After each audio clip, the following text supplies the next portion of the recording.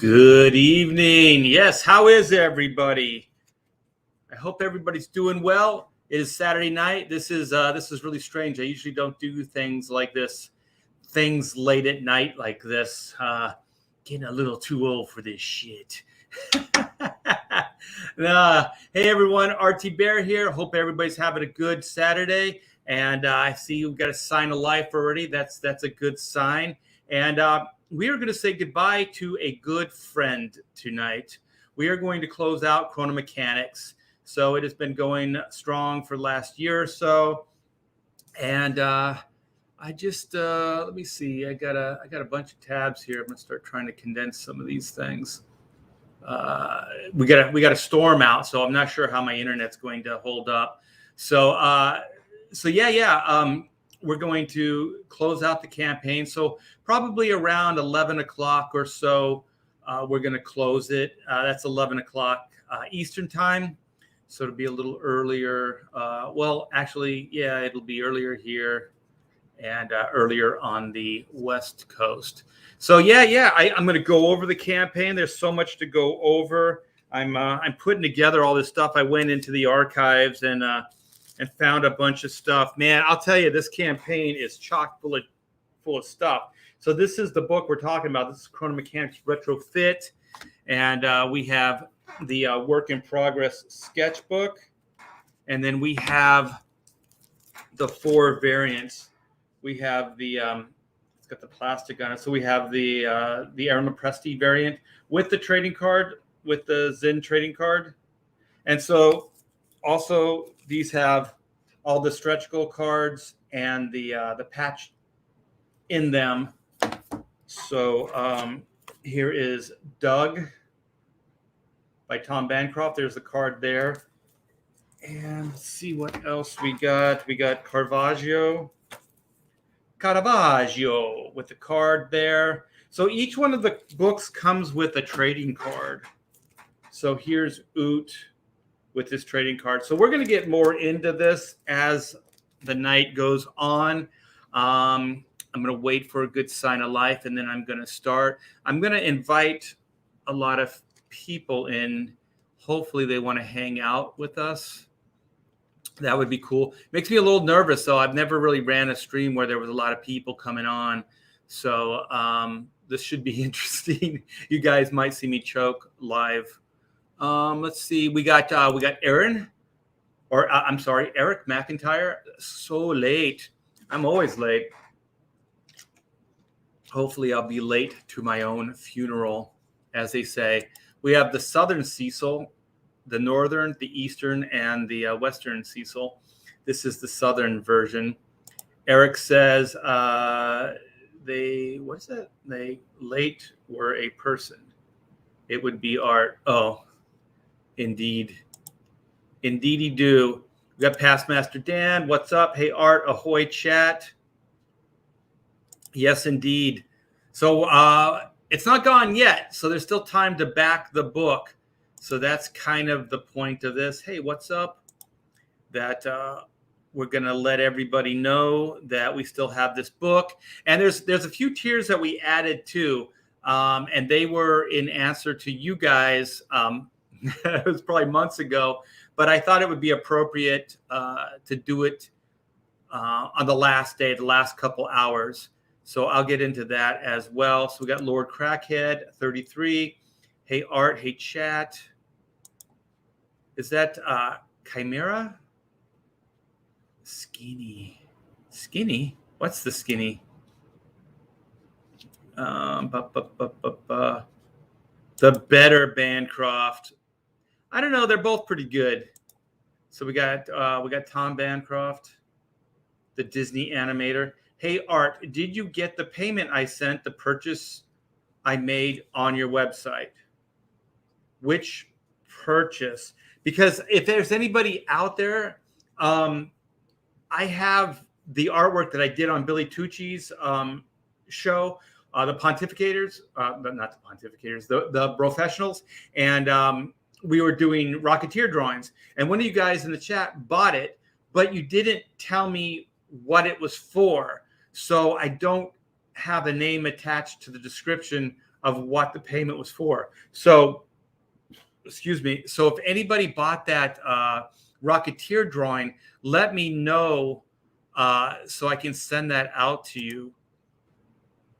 Because there's like a $50 payment, and I think it's for the artwork, but I'm not sure. So let's say Table Wolf. What's up? Salutations, Lone Star Viper. Ooh, sounds vicious. My favorite book, sadly closing, to be continued until the next episode.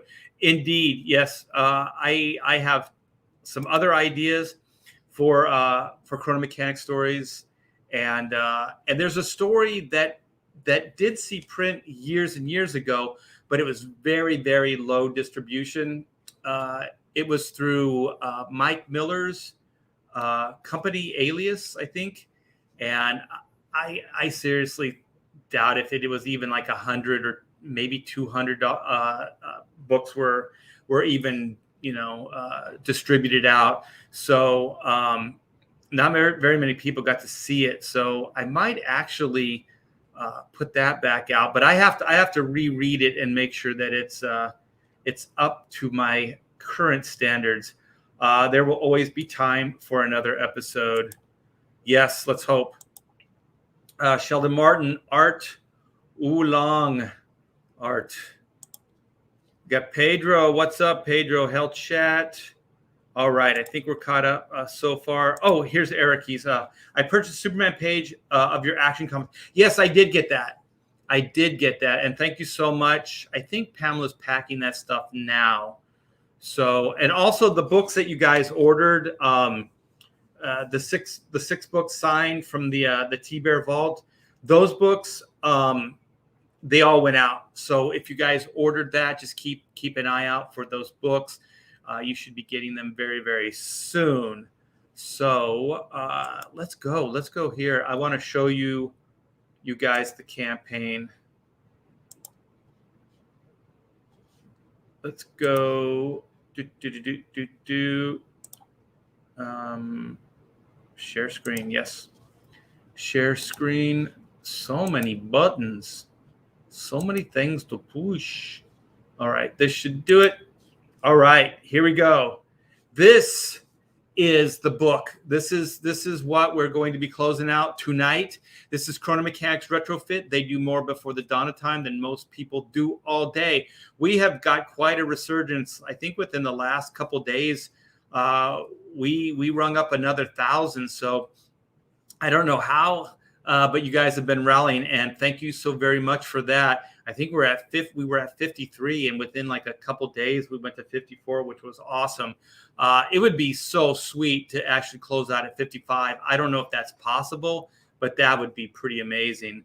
Yeah, we would need a little over $800. I don't know how many backers that would be, but that would be quite a bit of backers. But it could be done. It can be done. I've seen more in less time. Yeah, Comicsgate is a badass. Shut your mouth. All right. So here's the video. I've been told it's a little long, but I think it's good. During my 35-year career, I have worked on many comics. It's kind of a two-part. DC, Marvel, and Image Comics, such as Adventures of Superman, Ultimate Spider-Man, it's like a resume. Cable, Spawn, Youngblood, Super Sons, and others too numerous to mention. Now I'm rocking the indie scene, and that all began with my graphic novel, Black and White. And thanks to people like you, we made that campaign a huge success. Now, I'm hoping that together we can do it again as I switch creative gears and go out to do something new and exciting with a style created just for this Chrono Mechanics title.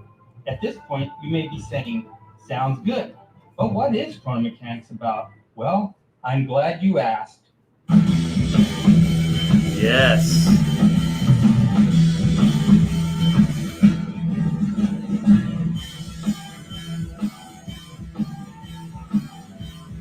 This wildly funny sci-fi action-adventure graphic novel focuses on the best prepared team to ever turn a wrench. I'm talking about Team 9.2 of Sector 7. Chrono Mechanics is about the brave, knuckle-busting son-of-a-gun repairman who fixed the big machine known as time. And yes, when I say machine, you heard right. What keeps our time running smoothly is an ancient, nuts-and-bolts cosmic clockwork machine that is as huge as the galaxy itself. So join a prehistoric businessman with anger issues. Caravaggio, frustrated Renaissance artist and inventor. Zen, a child deity with the power of the gem. And a potential new recruit, Doug, a 70s rock god and slacker with crazy dumb luck. As they don their work suits and power up to repair a rift in time, will our slacker step up to become a chrono mechanic and take his place as the fourth member of Team 9.2 of Sector 7? Chrono Mechanics. They do more before the dawn of time than most people do all day. We believe that you will have so much fun reading about the crazy repair misadventures of Team 9.2 as we did making it. So please support this campaign and then spread the word. Thank you. You are awesome. It's not just an adventure, you guys. It's not just an adventure. It's their damn job. All right, so this is a 60-page book, PG-13. It is a action-adventure, sci-fi, time travel, humor book. This book will make you laugh. So, this is Team 9.2 of Sector 7, and there's the new recruit, Doug, right in the center. I want to see if he fits in. There's a bunch of interior pages here that you guys can check out. The link is in the description. But the main thing I wanted to show you is we added some tiers. So we got the signed graphic novel plus the sketchbook plus 2 cards. So each one of the books comes with a card. So the main book comes with a Team 9.2, or actually it's a mechanic card. It's not the team card. And then the sketchbook comes with a Eugene card, the elucidator. And then we have the main book, which comes with the mechanic card. And then these are the new ones. So you guys have asked, can we get the variants separate? Because I was only letting them go in a like a bundle. So all 4 books were in a tier and sold together. So now we have each one of them separate. So we have the Oot variant, we have the Caravaggio variant, we have the Zen variant, and we have the Doug variant. So the Oot variant is drawn by Sean Cheeks Galloway. The Caravaggio variant is Carlo Barberi, and the Zen is drawn by Aaron Lopresti. Ooh, it says Tom Bancroft. Actually, it's Aaron Lopresti. Sorry about that, Aaron. And then the Doug one is drawn by Tom Bancroft. So these got reversed. So sorry about that. So we just put this together before we went live. So and each one of these comes with its own trading card. So the Oot variant comes with an Oot card. The Caravaggio comes with the Caravaggio card. Zen comes with the Zen card. And Doug comes with the Doug card. And also we have the work in progress book. So you can get this separate. We were only selling that in the featured tier with the book itself, the main book. So we got that. So these are additions, and like I said, you guys come check it out. We're gonna be cutting back to this throughout the evening.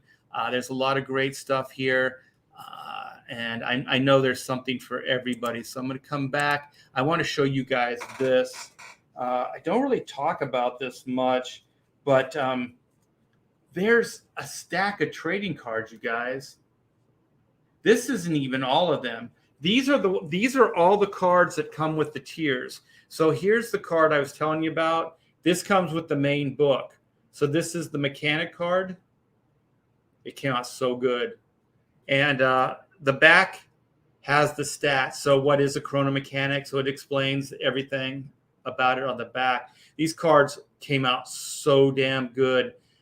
They printed up good. The graphics really cool. And so then here's this Oot card that comes with the Oot book. So the variant cover, this one comes with that. And so it's got the stats on the back as well. And so Caravaggio comes with the variant. and it's got the stats as well. And so then Zin, of course, comes with the Aaron Lopresti book, and it's got all the stats and everything. These cards, like I said, you guys, these are fantastic. And this is Doug. So this comes with the variant for Doug, and that's the Tom Bancroft cover. And so then I think and then there's the Eugene card. The Eugene card comes with the work in progress because Eugene narrates the work in progress book. So, and then it's got his stats on the back. Eugene is the chrono elucidator. So he's kind of like the computer data bank. So he keeps track of all time and timelines. He keeps track of all the jobs, the work sites, all the employees, everything. So this character is very, very important. And so he narrates the art book, which is very cool. So I thought it would be better having like to keep it all in theme. We have like Eugene, since he's the elucidator, he explains things, details, and so he narrates the art book instead of me going, when I drew this or when I drew this, I was thinking this, that, or the other thing. So it's pretty cool, and it's all in theme. And these last four, they come with the, I think it's the ultimate tier. Let me see what it's called for sure. I think it's the ultimate tier. Yeah, these come with the ultimate tier. So Corky, who is the Chrono mascot, and his stats on the back. And then we have the Foreman, who's the big boss, and his stats are on the back there. And so then we have Skippy, who's a personal assistant to the Foreman, and then his stats. And then we have a time giant. And you'll see what the time giants are. They're a bunch of troublemakers. These guys, they're stupid. They're usually drunk, and they do really, really shoddy work. And then on the back, not only does the front have the time giants on it, but it has their boss Joe Q on the back. So Joe Q was kind of modeled after Joe Quesada, and that came after Marvel canned me. They canned me. And so we also have stretch goal cards. So this is one of the stretch goal cards. All the stretch goal cards have this on the back. So it's like a commemorative retrofit with the logo there, the machine logo. And let me see, like this is how they come. They come in, all the stretch goal stuff comes in a little baggie. Pamela packs all this stuff. So this is all the stretch goals, you guys. So you'll get a chrono patch, Team 9.2 of Sector 7. Each one of the stars, the red, blue, purple, and green, those represent one of the characters. So red is Oot, blue is Caravaggio, purple is Zin, and green is Doug. So they're kind of color-coded. And let me see if I can get these cards out of this bag without making too much noise. Wow, these things don't want to come out. Oh, there we go. All right. And so then, wait a minute. Oh, these were, wait a minute. Yeah, there's some different ones too. But I think these were all stretch. Oh, no. These are the ones. What do these come with? Oh, these are, let me see. I think these were stretch goal as well. But these were like the Superstar collection. So there was another collection of cards. So we collected all the variant cover artwork into a card. And so on the cover, it says Superstar Collection. You can kind of see it on the bottom there. And so there's 4 of those. And so then they have, I thought this would be a nice, like, to all the artists that contributed to the variants, that they would have their own cards. So then this is Oot's Superstar. These are the stretch goal cards, you guys. Sean Galloway. And so then this is the Zin card. You'll get all these cards too. Whoa. And there's the back. And I think there's one more. Did I go? I think, yeah, I did all 3 or all 4 of those. Oh, the Caravaggio. This is Carlo Barberi. Super Sons, my Super Sons partner. And then this is the other one. These are the 2 that were the stretch goal, and then they have the retrofit on the back.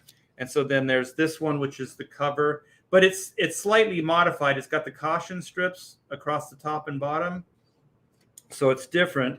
And then it has the retrofit sideways on the card. So these cards came out so good, and they're going to be shipped with it. And let me show you this. There's one last thing.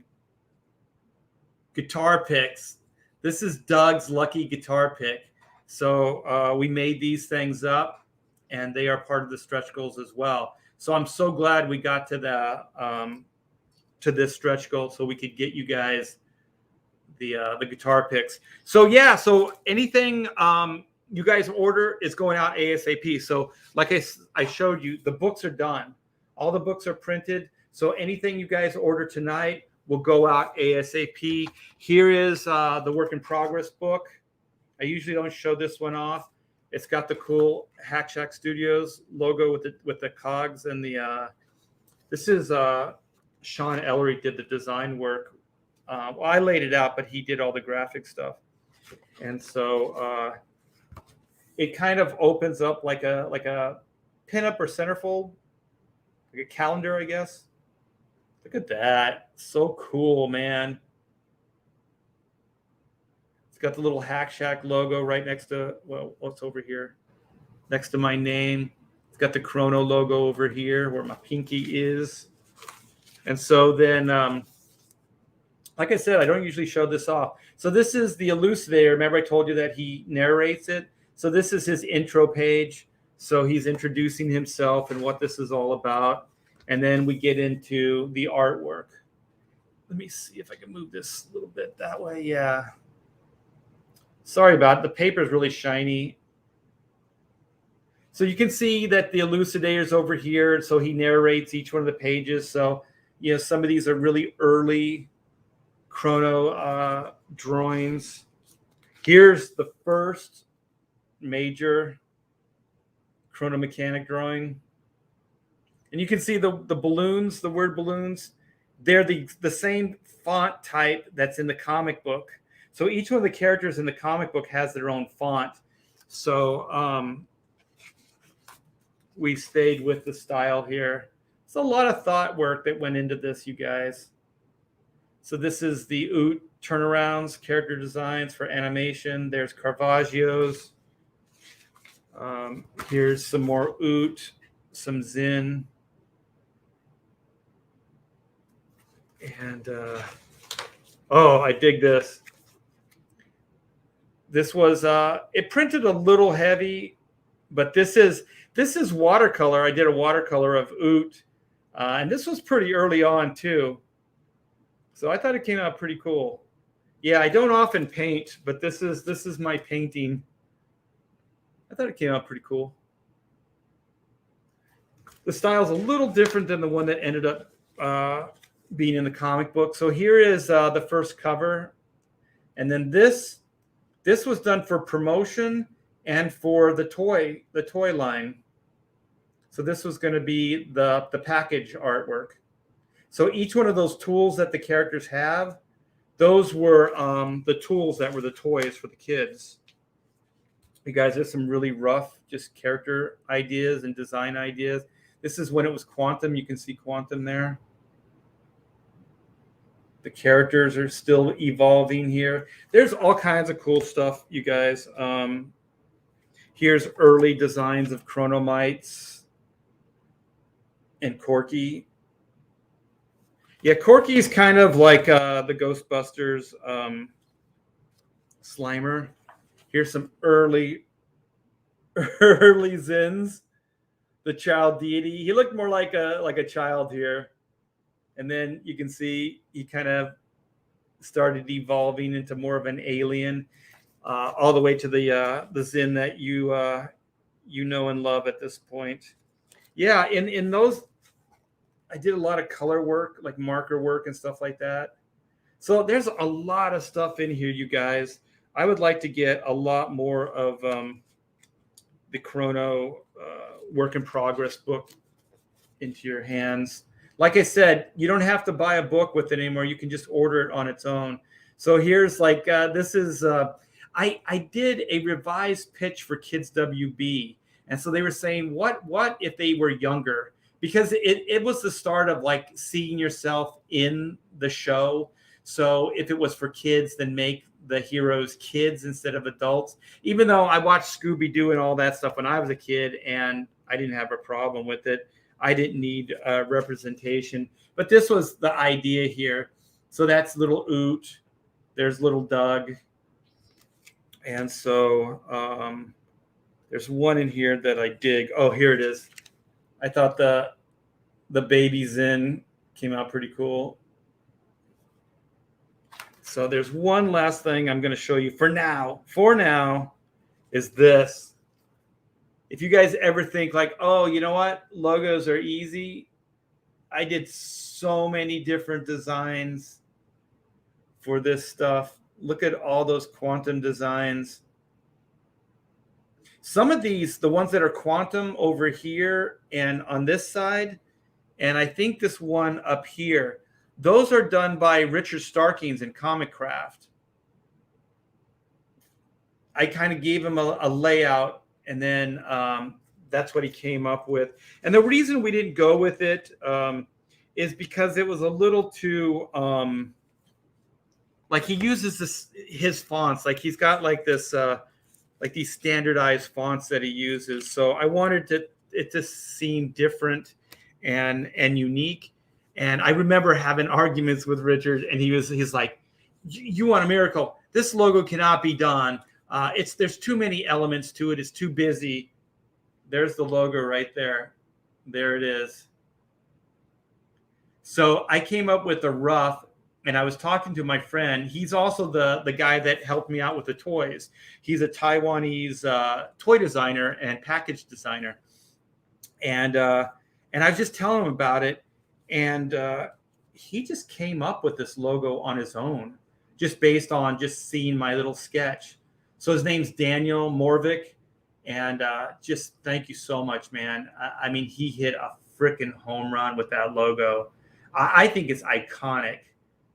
And I still feel like vindicated, because Richard Stark is like, it can't be done. It can't be done. I was like, oh, yeah, it can be done. And we proved it. It's sometimes it's just finding the right guy. You know, nothing against Starkings. I mean, he does great work. But, you know, sometimes you have to keep looking. So let's see. Vilnid says, is Chrono closing? Yeah, it's closing tonight. Yeah. We're going to kind of simplify things. We also, Pamela and I got into some, it's not trouble, but we have a corporation. So Hack Shack Studios is incorporated. And so we incorporated in California. So when we moved to Texas, we had to shut down the corporation. And I wanted to keep saying incorporated, the corporation. And so when we did that, we had to start up all over again in Texas. And it's not that easy, because we have so many business dealings with the corporation. We also used to pay bills with, you know, like house and mortgage and different things with the corporation. And so it's still going on. It's not even done. So one of the things we tried to do with Indiegogo is we tried to turn the Chrono campaign and use a different name, use the new corporation with the campaign, but they wouldn't allow us to switch it over. So they said, once you start up a certain way, you have to stay that way. And so we have to shut down the corporation. And so this is kind of the last straw, or the last thing that we have to do. So by closing out, you know, the Chrono Mechanics campaign, then it'll be the last thing that we have to worry about with the corporation, because all the money, the Indiegogo funds go to the Hack Shack corporation. I hope that was clear. Indeedy do. Oh, we got Joe Sontag. How are you, brother? Yes, I got a feeling Joe and I are going to hang out a lot more. I felt camaraderie. He's a rocker. I'm a rocker. Uh, he's a current rocker. I'm an old school rocker. Southern Cecil's back. That's a great tagline. They do more before the dawn of time than most people do all day. Thank you so much. I love Chrono. Oh, hey, Comics Mate. Good day. Good day. Yeah, I love these guys. It's getting easier and easier to write. My wife knows these characters. Like I can give her like an idea, even a joke, with the characters, and she knows them so well, like their voices and how they talk. Like she just can take those ideas and just run with them. So she is so freaking good, and yeah, I so want to keep this going. There's just so little time every day to do stuff. And the good thing is right now, the house, and we've definitely settled into Texas now. And so I'm finding the house and just taking care of like getting your car registered, all these different things, moving to a new state. It's all pretty much done at this point. So I can dedicate more of my time into drawing. And I have Black and White is coming out. Killer, you guys. It is coming out so freaking good. I'm going to use this as a chance to invite some people. So let's see if we can do that. I also have an article that Joe Bernardo sent. So I'm putting up a link in the Professional site. So then I'm going to do one in the Comicsgate.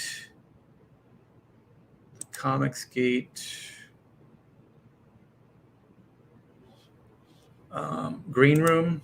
I'm sorry, I'm reading as I'm going. Okay, here we go. All right. So we should start getting people popping in. Hopefully, I've never really done this before. So this, like I said earlier, this could go completely bonkers. Me keeping track of a bunch of people coming in is just going to be crazy. The patches are very cool and very well stitched together. These patches are phenomenal. Also, you guys, it has iron-on glue on the back. So when you put this on your backpack or shirts or whatever it is, you can just iron it straight on.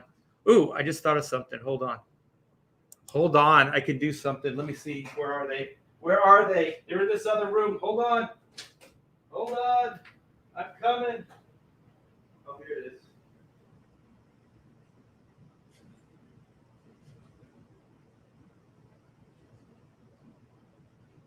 All right, you guys aren't going to regret this. Me taking off. All right, here we go. Big reveal. Okay. I am a mechanic for the night. And speaking of iron on, Pamela got this for me. I'm showing off the vest. So you want to see your goggles? Where are they? They're over there. Can you grab them? Yeah, I'm going all construction. Oh yeah, look at this. Here we go. Everything's reversed in the camera. All right, so I'm ready to dig some ditches. I'm ready to fix some time machine. Look at this. Wow. I know people are just going to start Village People jokes. It's going to be Village People jokes, but they're going to be like, hey, it's what the Village People would look like today, old Village People. So you want to say something to the peeps? Hi, everyone. Just thought I'd come up, get away from the little puppy that keeps nibbling on me. Yeah, we got 6 weeks now, right? We've had him. 2. No. He's 10 weeks. 10 weeks. Oh, yeah. Okay, so 2 months when we got him. We've had him for 2 weeks. Right. Yeah, so indeed. So people are saying hi Hi, Pam. And Rick, thank you so much. Longtime listener, first time super chatter. Thank you so much, Rick. Rick, $4.99 super chat. He sounded like Grosse Point Blank. Remember the one FBI agent? When he calls the radio station? Yeah. Long-time listener, first-time caller. Yeah, we love that movie. Wait, okay. Let me see. SDA says, hi, Artie Bear. Simonon 7. How do you say Simonon, Pamela? Simenon? Sime, or Simeon? Simeon? Or Simon, depending. I'm glad that you have a hard time with it as well. So hard to catch one of Art's stream live since he went Texan. Yeah, I usually do shows in the morning. I don't do shows in the evening too often. Sheldon says, hey, Art, how long were you putting together sequentials before you were hired on a book? Wait. Hey, Art, how long were you putting together sequentials before you were hired on a book? You mean like before I got hired by Marvel DC? Like just kind of practicing, doing books on my own? Everybody's going to hate me. I didn't really do too much. Like my portfolio wasn't that big. I think I did like maybe 4 or 5 pages, and that's all I ever did. These were the first time I ever really did sequentials. I had them in my portfolio and got work at DC with those pages. And you got work at Marvel the very same day. As an inker. Yeah, definitely. So, but I when I was a kid, hanging out with your friends, we draw comic books and stuff like that. So I was always kind of drawing and doing sequentials when I was a kid. But once I got, started trying to gear up to work professionally in comic books, I think it was three or 5 Spider-Man samples. And I wrote the story myself. So they always tell you don't do that. Because if you can get a professional script, then, they know at least the story is sound that you're drawing from. Oh, man. Thank you so much, Mad Ruth. I appreciate the $5 super chat. Do you recall which issue of Spawn you inked? Oh, my goodness. 14, 15, 16? I think it was like something like that, 14, 15, 16. It was somewhere in there. It was shortly after the first year. So Todd McFarlane had finished up his run, and then Greg and I took over, and I was just slated for 3 issues. And I'm not sure who took over after that, or maybe those 3 issues were just fill-ins and then Todd came back. I'm not sure. I'm not sure how that worked out. 30 years is a long time to remember that. It's too long. Joe says, hi, Pam. Hi. Wait, Pedro says, there's a place you can go. I said, young man. I hope that came before I prompted it. Yeah. Art the Builder. Let's see what Metal Movies and Brewski says. Art needs to rock this attire 24/7. I caught some guy. He was handing out pamphlets or something. You know how those guys go to the door? They hang the thing on your doorknob, right? I'm not kidding. This was a kid. He had to have been in his teens. He had a hard hat on, and he had a vest, and he was just walking the street, like handing out those things door to door. Isn't that crazy? Recent? It was today. It was this morning. Oh. Yeah, I looked out the front window and I saw that guy come up, and I was like, oh my gosh, he's taking this stuff seriously. I wonder if this just keeps the sun, but it's kind of heavy. Maybe those squirrels up in the tree are throwing. Well, they did pee on my head. Yeah, tell that story. I just did. No, you got to tell the whole story. Okay, so I'll set it up.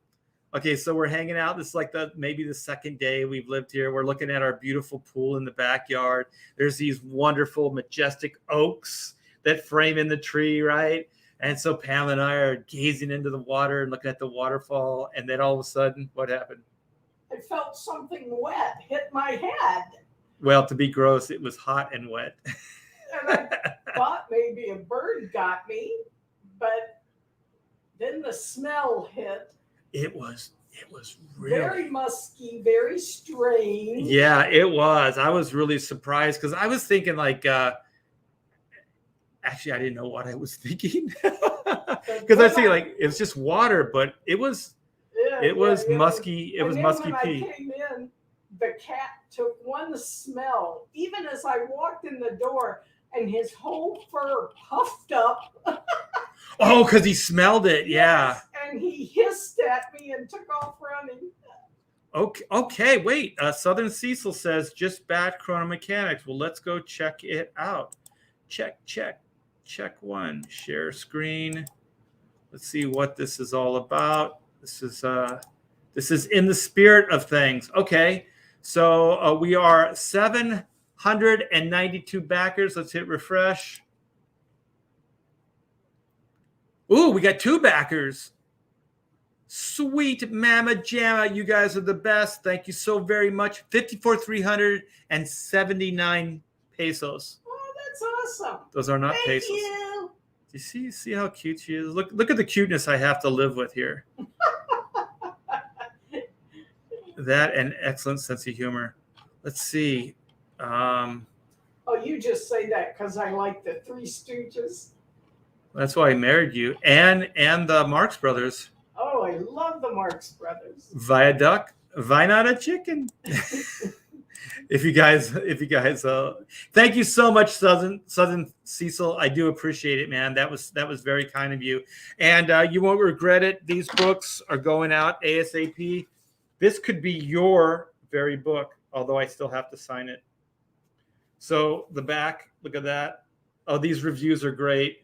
So T-Bear makes time travel relatively fun. Einstein. I can't read it. He is a smarty pants scientist. The small print is hard to read. The writing on this book is surpassed. I will write nevermore. Unsurpassed. I will write nevermore. Writer of scary stories and avid bird lover. Edgar Allan Poe. That was Edgar Allan Poe. Okay, so this is Michelangelo. T-Bear's art is single-handedly bringing on the new Renaissance. Michelangelo, famous painter, and Ninja Turtle. Pick one. Oh, that's not good when you laugh at your own joke. That's not good. Or you laugh at your own jokes all the time. Yeah, but it wouldn't be me if I didn't laugh at my own jokes. I mean, honestly, you walk around laughing at your own words constantly. I sometimes look at him like, what are you talking about? You know what, you guys? She only says these things when she has an audience. Like when we have a dinner party or something like that. Like all the other times, it's like, yeah, my clever husband, he's so funny, whatever. And so then when people come over, then she just like throws me right under the bus. It's just like, whoop, there you go. That's why we don't have anybody over at the house anymore. Oh, thank you so much, Charlie's London, for the $4.99. Congrats on the campaign art. Off to bed now. Tomorrow I'm going to play with some Enigma machines, where they filmed the Initiative games. I don't know what that is. God bless you. Enigma machines. Where they filmed the Imitation Game. I didn't see. Is that a movie? I take that's a movie. Yeah, I haven't seen that. Well, thank you so much. You're the sweetest. And she's got a great book. Have you heard that she's got it's a comic version. It's like a autobiography of Charlie Chaplin. Oh, It that looks would be good. It looks fantastic. She's writing it, putting it together. The artist is brilliant, and it's officially licensed. So the Chaplin estate has knowledge of it, and it's licensed. And so they have a museum, I think they're in London, and the book is going to be in the store there, the shop. You know how like museums and stuff have shops and stuff? That is so Yeah, it's really cool. It's completely legit. Yeah, most people would just, they wouldn't do it. They would do it unofficially. They would just kind of swipe it or whatever. But not Charlie's London. Everybody loves her in the chat. Look at this. All right. Sheldon's getting back to the squirrel. That squirrel thinks it owns Pam now. Yes, it It did. owned her at that minute. It took 2 washings of my hair to get that smell out. I forget what I thought it was at first. I think I just thought, because it rains, so maybe I thought it was like some rain just coming down from the tree. And then you said, no, I think it's pee. And then I was like, yeah, it's water. And then we got a whiff of this. Oh my gosh. It's the dog playing with stuff downstairs. Yeah, I'm just going to we're hearing mysterious sounds. check on him, make sure he's not eating something. Let's see. Does this outfit matches the butt-torn jeans he used for gardening? I don't know. Do we still have those pants, Pamela? Because I could probably auction those off. No, I actually tossed those because I was really afraid that you would wear them again. Again. Yes, because you would. But did you tell him you're thinking of doing a T-shirt with that picture? What's the slogan, or what would the catchphrase we be? had a couple. One was like bottoms up, or it would be. I think Sheldon Martin and some of the other guys that just give me crap about it all the time. With the or Peyton Holden does with his icon or whatever, and so it was going to be the icon of me bending over and you see my butt, and then it was going to say bottoms up, right? Yeah, and there was another one that was a little. Well, while you're thinking about that, I'm going to read Stoneman's here his chat. You should make a plush tee or art tee bear with a dressed like a chrono mechanic and a gray beard. Oh, that would be cute. That would be cool. That would be cool. I think he's coming up those stairs. He did come up the stairs. He sounded really, really. We just saw him on the camera for a brief moment. He made it. Yeah, he did. He whined all the way up. Oh, I know the other slogan. It was, I hate to say it, but it was like ice, ice, baby, but. Ass, baby. Yeah. You can see him a little bit between the boxes. Here he comes. Look at him all jumping. Here, hand him to me. I'll show him there. Yeah. Yeah. Well, there's no keeping him downstairs now. Yeah, we've had this little fur ball 2 weeks. For 2 weeks now. We're on a two-hour sleep schedule. So every 2 hours we wake up and walk this little poop head out in the backyard. So his name is Arrow Inco Tiber, and he bites everything. He bites everything, even my beard. Oh, there we go. Can I take this off now? Yeah, there we go. All right, so let's go. We've almost finished our first hour. Art is a crack master, Eric. Oh shit! I didn't mean my butt. Oh man, that could be the slogan on the shirt. What? Crack master. You can say, "Oh, look at my face." It just went, yeah. Just say, "Crack master." Crack master art. Oh, Southern Cecil's like, "Who's a good boy?" That's right. Oh, we got Kenneth Racafort in the chat here. How are you doing, brother? Kenneth is a brilliant so-and-so. I got some of wait, I got some of his books right here.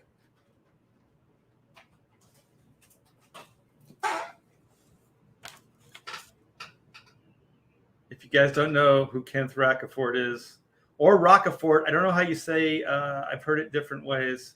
I've heard it both ways. I've heard it both ways. So here is a Superman with Wonder Woman. Glory goes to the victor. Goes to Victor? Oh, I just threw those on the ground. Now he's going to chew them up. That dog chews everything. I got him. Teething, yes. Yes, he is teething. And now he's got a water bottle. Well, he can chew in the water bottle, but it's going to make a lot of noise. Let's see. He's an Inco, all right. Doesn't he look like it? The black and white? Oh, wait. What is this? Eric says, crack pack, avow the bow. I like that. Oh, crack barrel. Wait, crack barrel. Cracker Barrel? No, it just says crack barrel. Oh, Cracker Barrel would be that restaurant. I know. Don't be whack. Don't use crack. Don't use the crack. Don't encourage the crack pack. Pamela, some comic skaters put this like, remember those old public service announcements where it's like the more you know, and then the actor would get real serious and go, let's talk about crack. So there's some comic skaters and it's all black and white. It's all like pretentious and the music's all like, emotional. And so these guys, they would look at the camera and they'd go, you know what? I just want to take a moment and talk about the worst thing in the world, crack. And so then it would be like one script, but they'd cut back and forth to all these different like comic skaters, and they would basically talk about how evil crack is. So they're just looking out for people. Art is our leader of the crack pack. I don't know if I want to be the leader of the crack pack. Well, you could do the song "Leader of the Crack." Well, you would have to see it because this is a girl I fell for, the leader of the crack, and then you hear the motorcycle sounds. Well, it would be other sounds. Arrow, come on! You're gonna fall down the stairs. Yeah, I don't want him over there. We don't have a rail yet.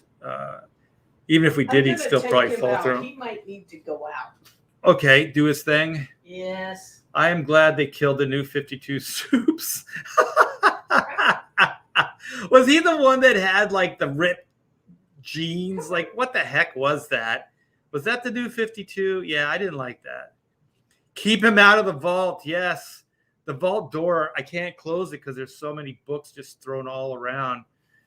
So, yeah, he definitely chew him up. Well, now we know he can climb up. This is the first time he's climbed up the stairs on his own. You saw it here first. Yeah, you guys got it first. Spirits Car says crack is whack. Hashtag whack pack. Don't get me going on drugs. The drugs. Chimera or chimera. I don't know how you say that. I'm afraid to ask, did you coin crack pack? I don't know who coined that. Yeah. Now I got that leader of the crack pack song in my head. Say no to crack. Say no to crack, but yes to cash grab. Indeedy do. Release the crack in stuff. I like that one. That's good. I like her bottoms up. That's pretty good. Big ups to Kenneth Rocafort. We got a celeb in the chat. Let's see what J-Dog says. Freeway Rick Ross has something to do with that. I don't know who Freeway Rick Ross is. I don't know who that is. Let's take a little departure here. And this is going to be the next big Hack Shack Studios epic journey here. So this is Black and White Volume 2, you guys. This is the pre-launch page for the Indiegogo launch. In a world where law and order is often blurred to gray, justice can only be black and white. And this is the follow-up, the much anticipated follow-up to Volume 1. This is a Man versus Machine. If you sign up now, all it takes is just like a second, just a minute. Give us your email address. You'll go on the mailing list, and you will have access to early bird specials, exclusives, and with the backing, you get a free trading card. And this is the artwork. Stefani Renee and myself put this thing together. I did pencils and inks, and he did the wonderful coloring on this. And yes, this will be the trading card for sure. So I hope we can do a big trading card set like we did with Chrono. I have a book full of trading cards now, and it's a blast. It's a blast to actually manufacture stuff and do things, create things. So let's watch this video, shall we? It's a little black and white teaser.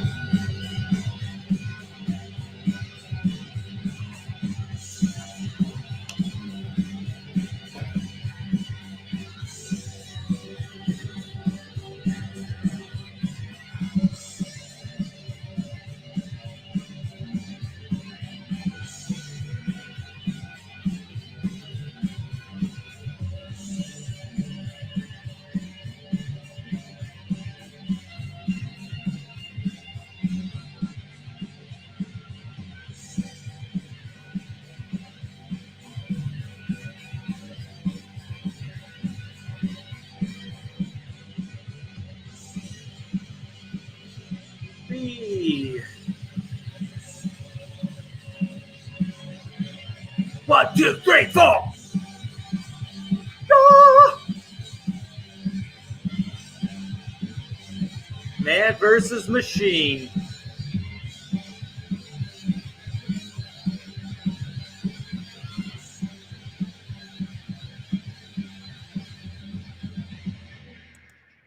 Yeah, so come by, sign up today, and you'll be eligible for that trading card with a backing. And we are going to launch this thing very, very soon, probably the second or third week of August.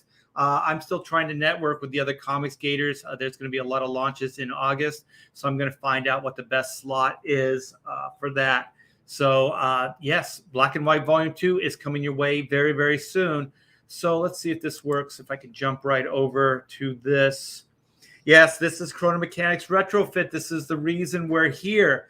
The reason for the season, or the season for the reason. I'm not sure which one is which. So this is Chrono Mechanics Retrofit. They do more before the dawn of time than most people do all day. We got a couple backers so far with the stream. Thank you so very much. We are at 379,000. Yes, you guys have turned this thing into a colossal hit. I am so grateful that you guys back these books, that you enjoy these books. It keeps me hopeful. It keeps me working on this independent dream of mine. Yes, so 794 backers thus far, and oh shoot, 4, 5, 6, 7. We got 3 more backers, so we are at the midway point. Almost the midway point of another 1,000. So we have like, was it 70, 80, 90, 100? What is that? 20 some, almost $30 away from 500. And that will put us at that mid 1,000 mark. So we actually could do this, you guys. Holy shit. That is so cool. And when you guys go to this page, don't forget to click on these little cogs here. These are like the ones that I read on the back, but there's more here. So this is Van Gogh. So he says, what? Deaf artist and lunatic. This one is Aristotle. All the knowledge of the universe is in this book. Deep, huh? Some know it all in a bath robe. Indeedy do. This is Midas. This book is pure gold. No, I touched the damn thing. How's it end? Midas, very rich king and hands-on kind of guy. This is Ben Franklin. This book is a shocking discovery. Inventor and avid kite flyer. And I think this one right here is the controversial one. Oh no, wait. Did I pull it down? No, this is Einstein. Let me see. Did I pull it down? Oh, I did.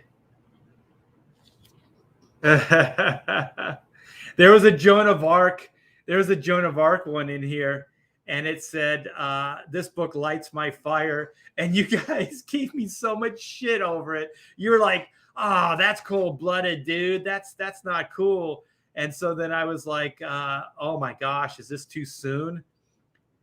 This is still too soon, man. People haven't gotten over the fact that Joan of Arc was burned at the stake as a heretic. Yeah, so we pulled that one down. Yeah, we want to keep it funny. I think I pulled it down just because I thought it would be funny. I don't think I pulled it down because I actually thought I was offending you guys.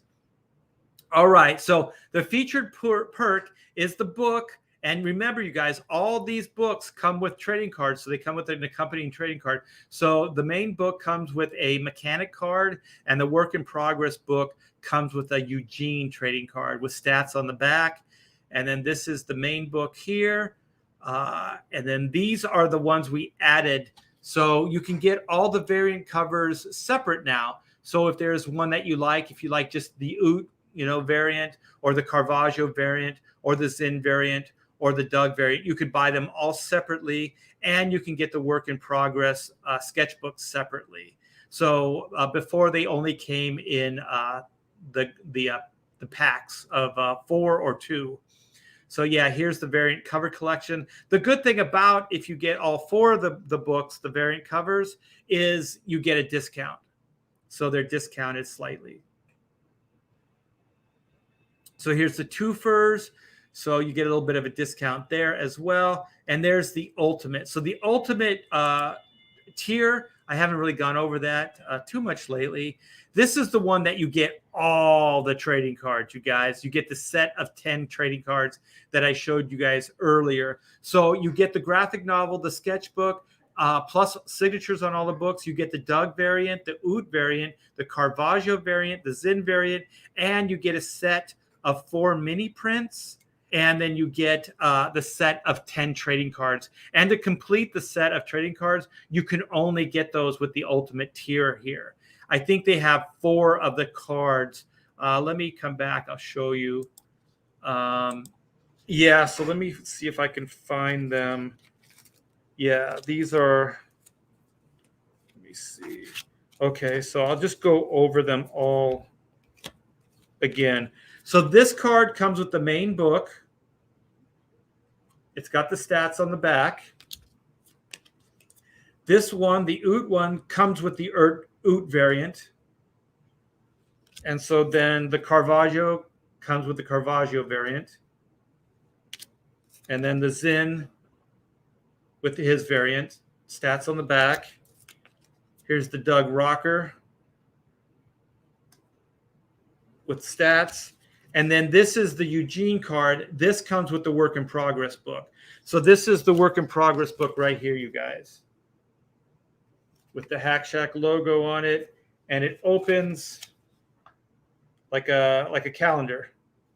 And so I'll show you some of the pages. Again, I dig the way this graphic came out here. This is the inside front cover, and then the first page. It's kind of like a blueprint, like a schematic. Let me see if I can find some pages. And it's got the intro from Eugene. Eugene basically narrates the sketchbook. Let me see here. Did that page. Oh, this was part of the pitch book, the animation pitch book that I put together. So it's kind of showing each one of the characters in their timeline and as a mechanic. So these were with the old designs. This is before the comic book, actually. So a lot of this stuff was developed as an animation pitch. Showed you that. Here's and then each one of the characters has like a double page. So these are early Caravaggio drawings here. Look at the one over here in this corner. So he's a little prissy over here. So let me take a moment, get my professional buddy in here. How you doing, Andy?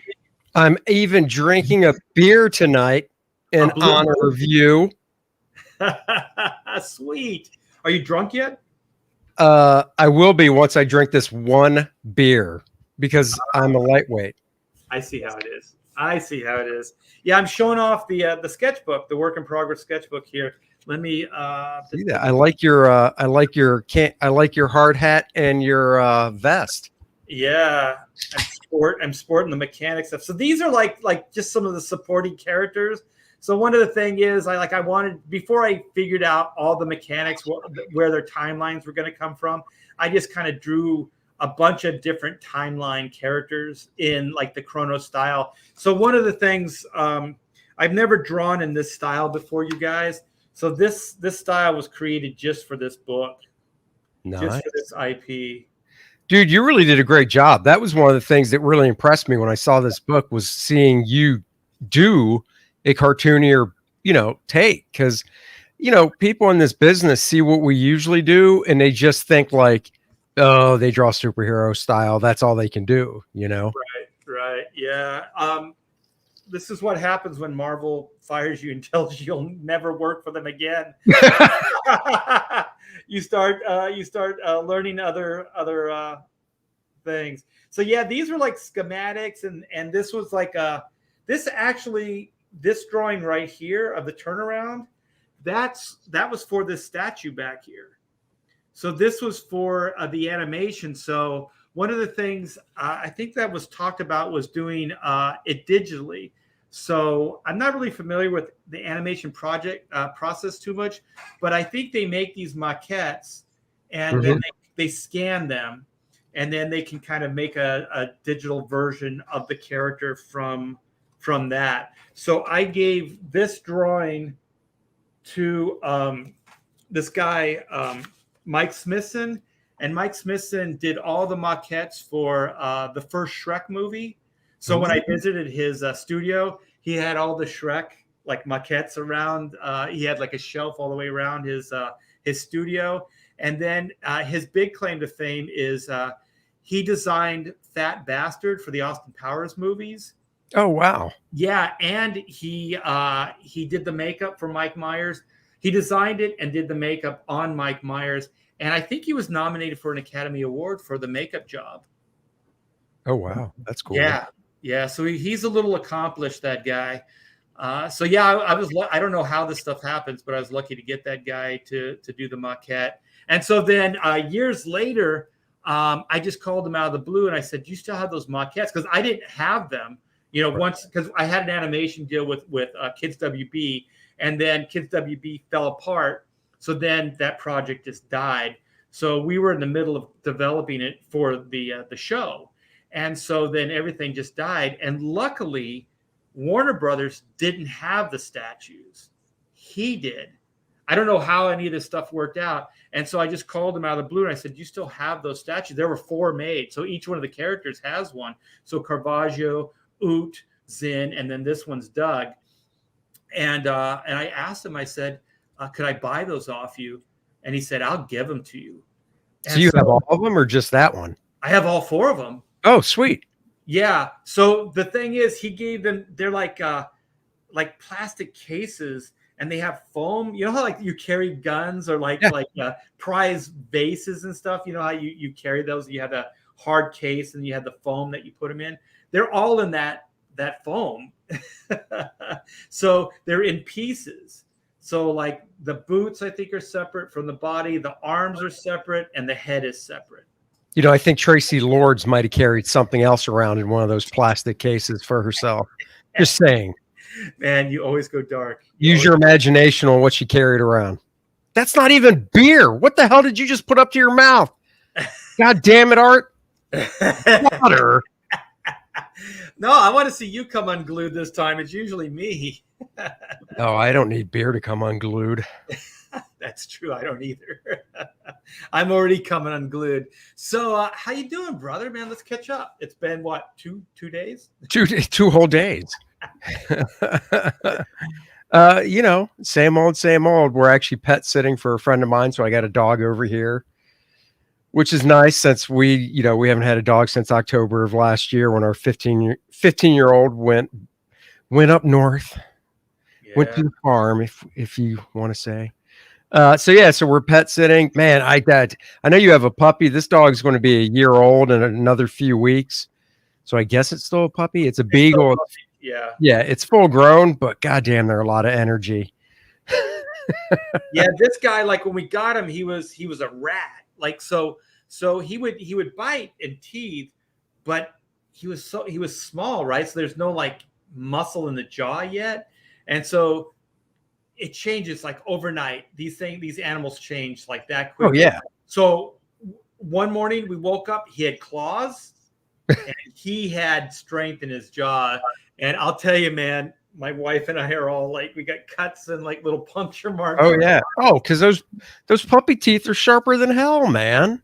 Yeah. You can't wait for those things to fall out so they get the big teeth that are, dull. Still hurt, but they're dull at least. Yeah, but then they have the strength. Yeah, so he's getting strong now, and so the energy's coming as well. So I don't know if you saw earlier, but he hadn't been able to come up the stairs, and so then we hear whining because my wife was up here with me earlier, and we hear whining, and the whining's getting closer. Oh. And then I see a little black shape between those boxes there, and yeah, he got up the stairs. Oh, so I can't get away from him now. What a good boy! What a good boy. So you're in the middle of some epic action, right? With First Man Volume 2? Trying to. Yes, I am closing in on a stretch goal for the metal bookmark. So what is this? Green Laser says, is Andy? That's because you don't have my picture up. Oh shit. So they just hear, there it is. Hello. See, I knew this was going to happen. Yeah, you can't trust me. Yeah. You have one. I never knew. I don't even know. Do you have one screen or two? Just one. Oh, so before you pulled my picture up, did you even have StreamYard up, or were you looking at something else? Oh, I had StreamYard up. Yeah. Oh, so the whole time you could tell you were just talking to yourself. That's what you're saying. No. Yes. Because you're seeing. Yes. Well, I was screen sharing and then I forgot to go back to you. So when that's what I meant. That's what I meant when I said, I didn't know if you only had your. Yeah. So that's what I meant. Yeah. Because I have two screens, so I can screen share off of my Cintiq, so I can still see. Ooh. All right, you know what? Joe's bringing it out. I do have a margarita beverage downstairs. So would this make you feel better, Andy, if I went and I drank my margarita mix with you? Yeah, if you'd like to, that's fine. It's got tequila in it, so. Yeah, I'm not a tequila guy, but that's why I got my beer. I got my beer. I got my Blue Moon. All right, well, I'm going to screen share your campaign. Oh, why thank you. Do you have it, or should I? I don't have it up. No, I mean I can do that if you want. Yeah, it might be faster if I got it. Do it. I just minimized that by mistake. Yeah, hold on. And then while you're talking up First Man, I will go get my tequila. Ugh. Tequila and what? I know you're not just drinking straight up, are you? It's a margarita mix, but it's like tequila, tequila based. I'll show it off when I get up. Let's drink. It's not going to get me drunk, you guys. I mean, it's going to take more than that. I may have some vodka downstairs, but I'm not doing vodka live anymore Professionals. Did I tell you about that? Like it was. I think Aaron was hosting. Yeah. Drinking really, really heavy, and then I went on to Adam Friend's show. Oh no! I passed out live on the. You did not. I did. You really? Yeah, I did. I passed out. God, man, I've never even done that. Holy crap! I haven't done that in decades. Yeah. My God. So the thing is, like, don't drink hard liquor when you're doing these shows, because I forget what's going on. You know what I mean? Like, you're so focused. It's like what's going on. And so I had a bottle of vodka like this, and then I just had like one glass of cranberry juice. And so after a while, I was just pouring the vodka straight into the glass. And so I didn't know how ripped I was until it hit me like a ton of bricks. And I was lucky enough that I went over and I hit that orange X. You know what that orange X is? Like, it's leaving the studio, right? I hit that orange X, and then I just fell off the chair. I'm not kidding. And you were there all night. No. Or your wife found you. No, then there was the worshiping of the porcelain altar. Oh, see, that's why I don't do hard alcohol. That came after that.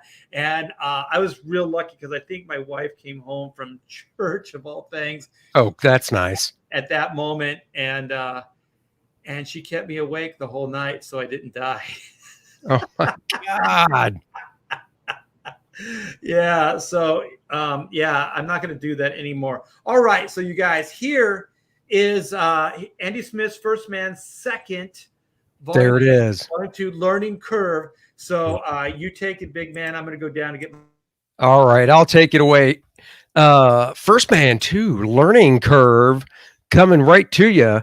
Here you go. We'll play the trailer while Art's downstairs, and I'll talk about it.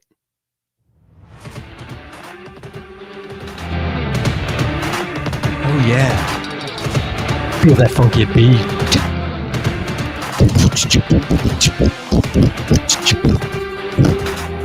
I'm beatboxing over here. First Man defeats Monarch.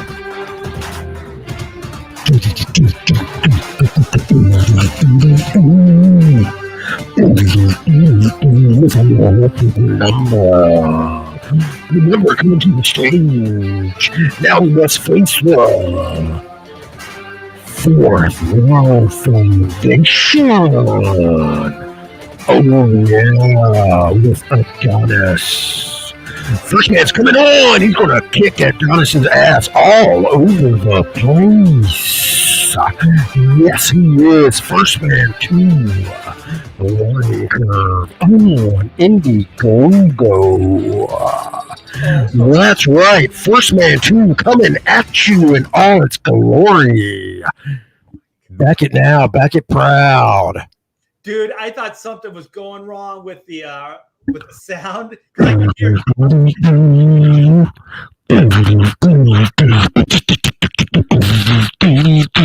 First Man 2, Learning Curve. Luke Henry comes back to Earth, and he's got to learn how to be a hero. Go to college, get the ladies, and kick Adonis's ass. I think, guys, we are less than $1,000 away from unlocking that stretch goal of a Penumbra metal bookmark. Yeah, we already unlocked the 4x6 oversized trading card. So let's get on this campaign and blow it up. Here, coming to the main stage is Penumbra. Look at that. See, I could be a DJ. Man, we got to get another beer in you, because this is good, Andy Smith. It's not even a whole beer, dude. It's only a couple sippy sips. Okay. Here, I'm gonna screen share. So this is what I was talking about. It's These were left over from a party. So Cayman Jack's margarita. So actually, how are those? Yeah, they're okay. I'll drink it just because you're drinking. Just to. I mean, I like the hard lemonade, and I also like. I really actually like the hard lemonade. I never actually had. Oh, that's the Mike's hard lemonade. Yeah, but I also like. Well, because I like Arnold Palmer's, the iced tea lemonade mix. So I tried a Mike's Hard Lemonade up in New York a few weeks ago because I never really had one before. Says I was a little iffy of how it would taste. Oh my God. I'm glad I don't keep those in the house because you don't taste the alcohol like at all. And that thing just goes down so smooth. This is Holy only 5.8. What is it? Alcohol? Yeah, 5.8. Yeah. Volume. Trying to see what this blue moon is. I don't have my spectacles on to see. This All right, has got to be mostly sugared, but you could taste the tequila. Oh, yeah, I wouldn't like it then. I'm just not a big tequila guy. This is 3.9. So I'll get drunk before you. yeah, probably not though. You drink a lot more than me. You have tolerance. I don't. I have tolerance for Andy Smith. You have to build that up over time. Actually, it's taken my wife almost 26 years. She's almost there. So Taskmaster Dan wants me to eat the worm. Are you telling me to blow myself? One, how do you know I'm built like a worm? Oh, wait, you're talking about tequila? Never. He's talking about the tequila. Oh, ignore what I just said then. You know what? I had a Coors beer some months back before we left California. So we went over to a friend's house, and he had Coors, and he poured it into a cup. I didn't see the can, right? So I'm drinking it, and I'm like, this is pretty good. I said, what is this? And then he whipped out the can, and I was like, no shit, this is Coors. And I haven't had one since I was a kid.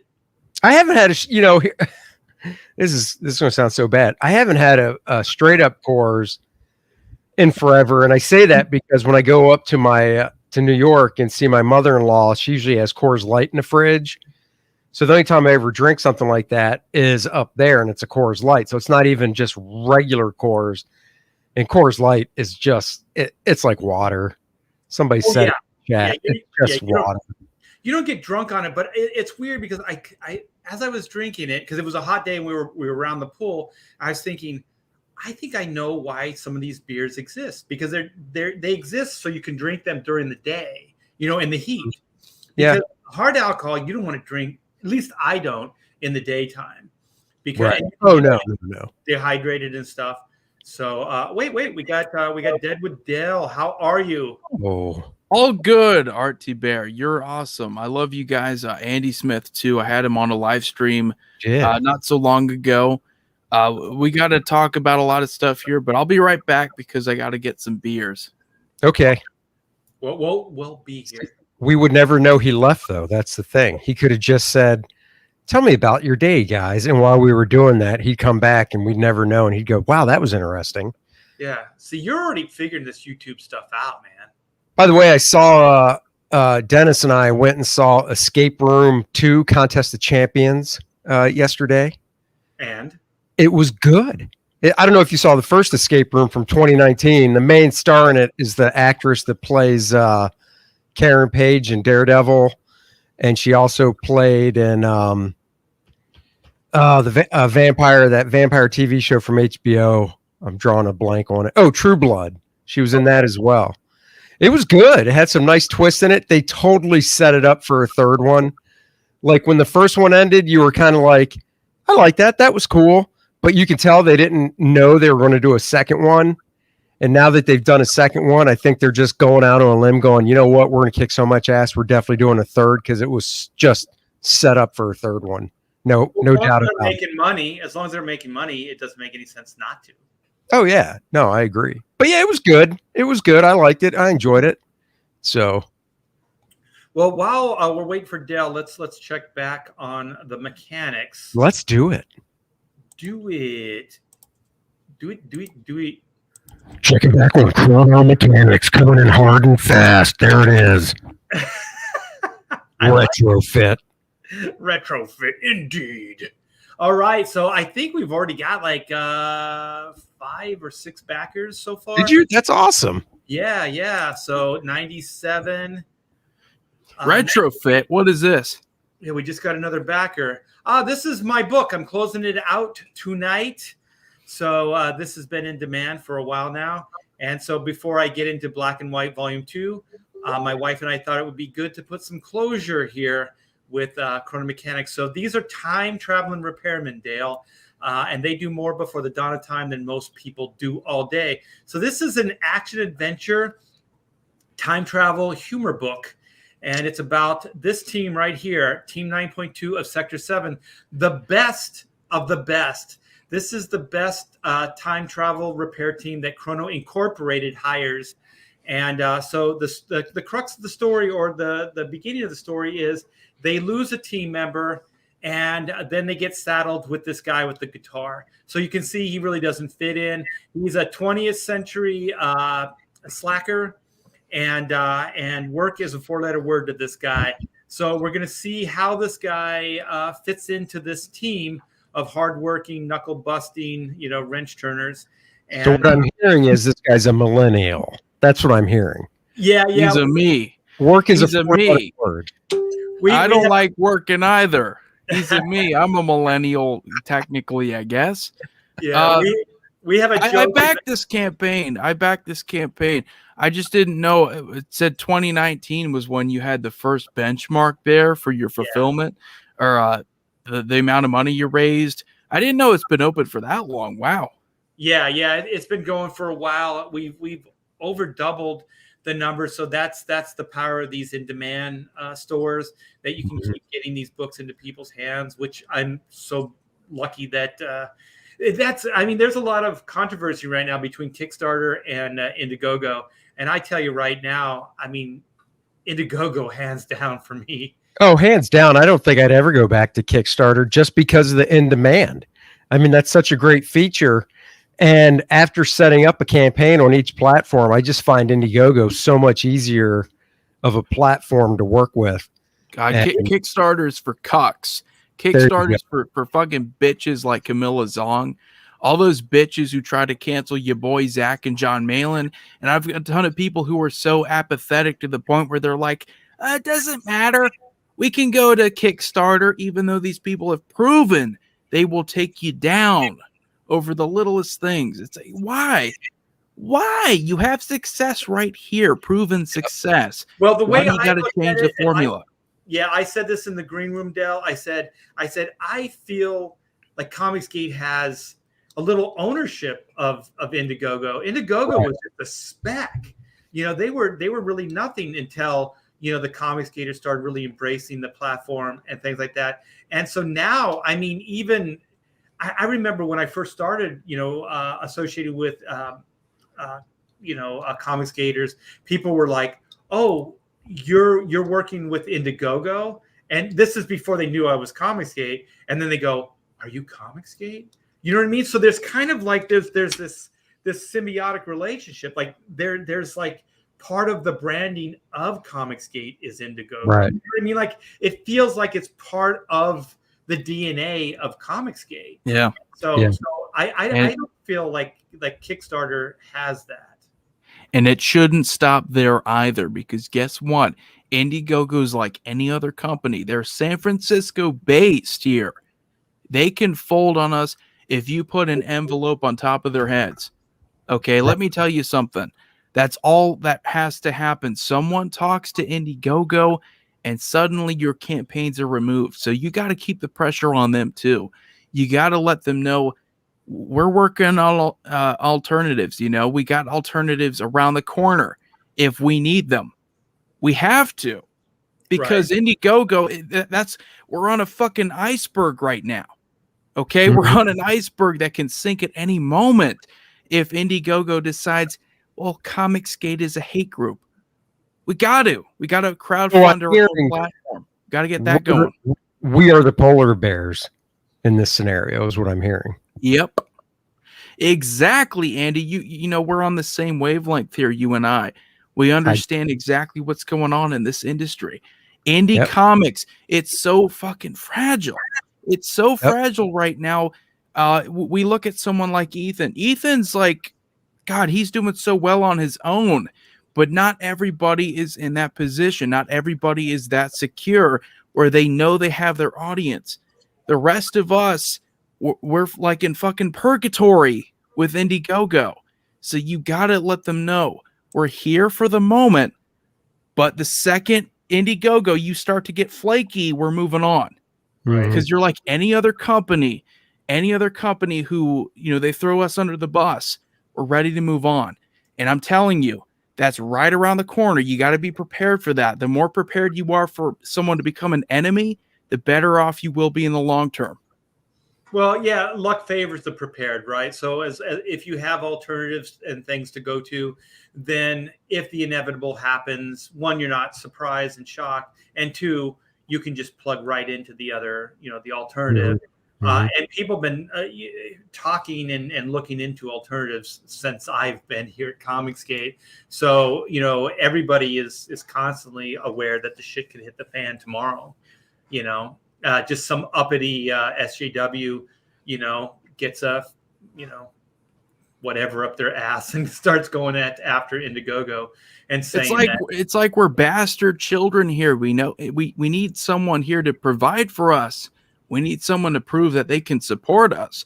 And until we Indiegogo is nice for now, until we know they're inevitably going to turn their backs on us. It's going to happen, people.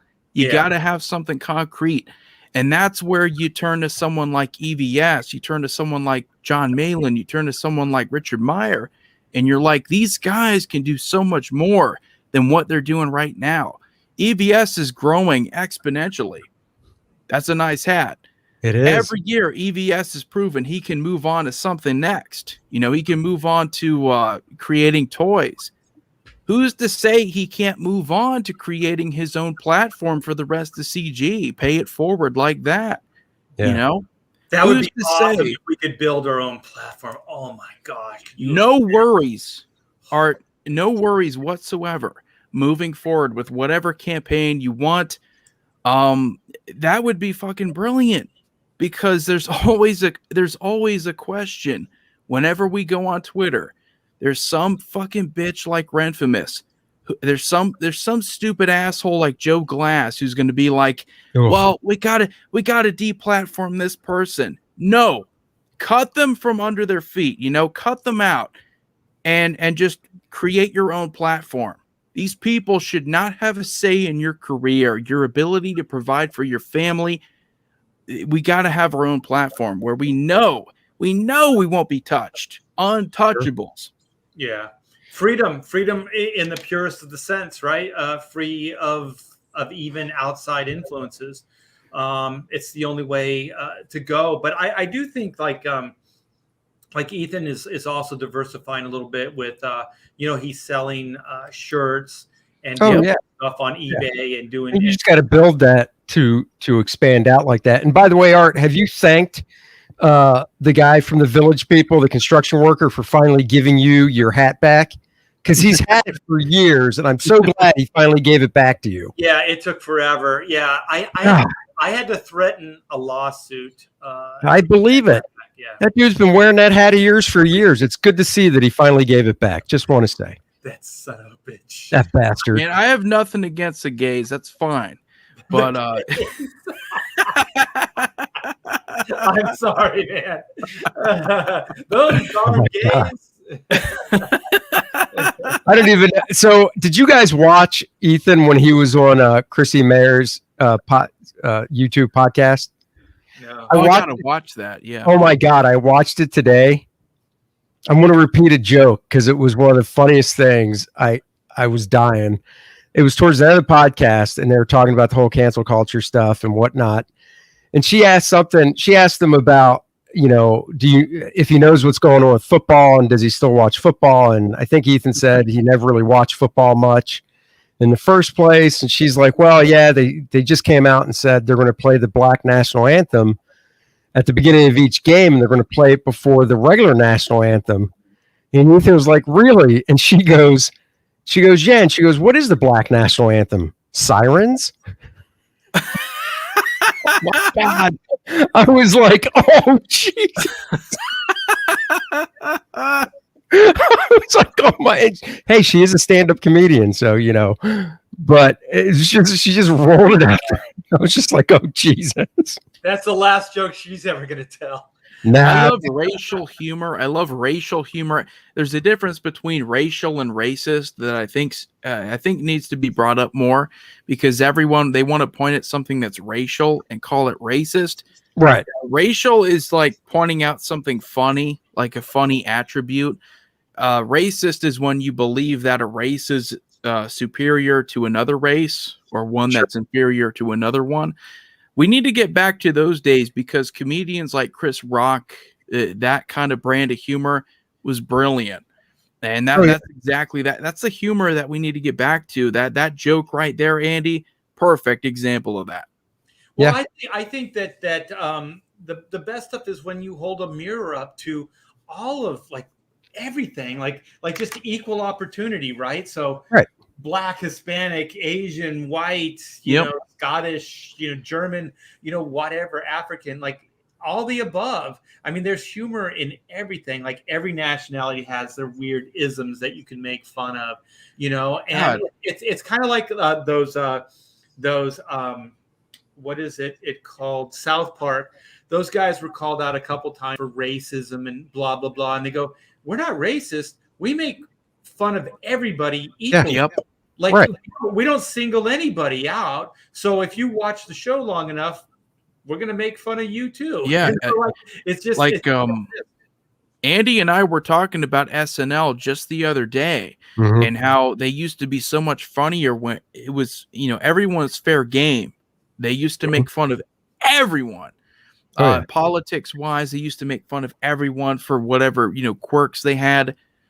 Comedy needs to get back to that point, because now it's like you can only make fun of the right people, right? You can only make fun of certain people. Everyone else, they have a bullseye on their backs. It's just such bullshit. Well, do you remember SNL? Oh my gosh, my wife and I were just hanging out, and so we're finding like SNL skits on our phone, and so I said, find the Stevie Wonder, what's his name, Frank Sinatra skit with Joe Piscopo and Eddie Murphy. Oh my God, that is so good.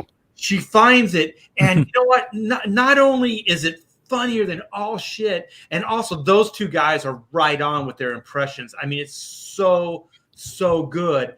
And then at the end, it brings it all home. It's like I forget what the joke was. It's something like what does Frank say? He goes as he's walking away, he says, none of this matters anyway. You know, because he goes like, you are black and I am white. You have something and I have sight. Yeah.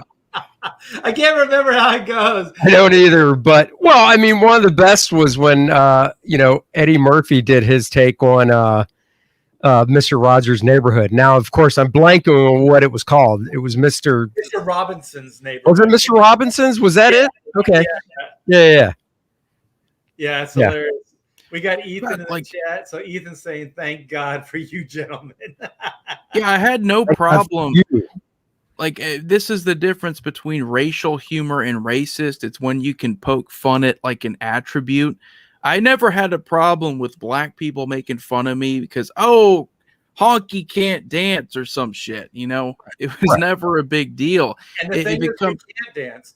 It's really only a problem when you think someone's superior or inferior. That's really when it becomes racist, is when you think someone's better.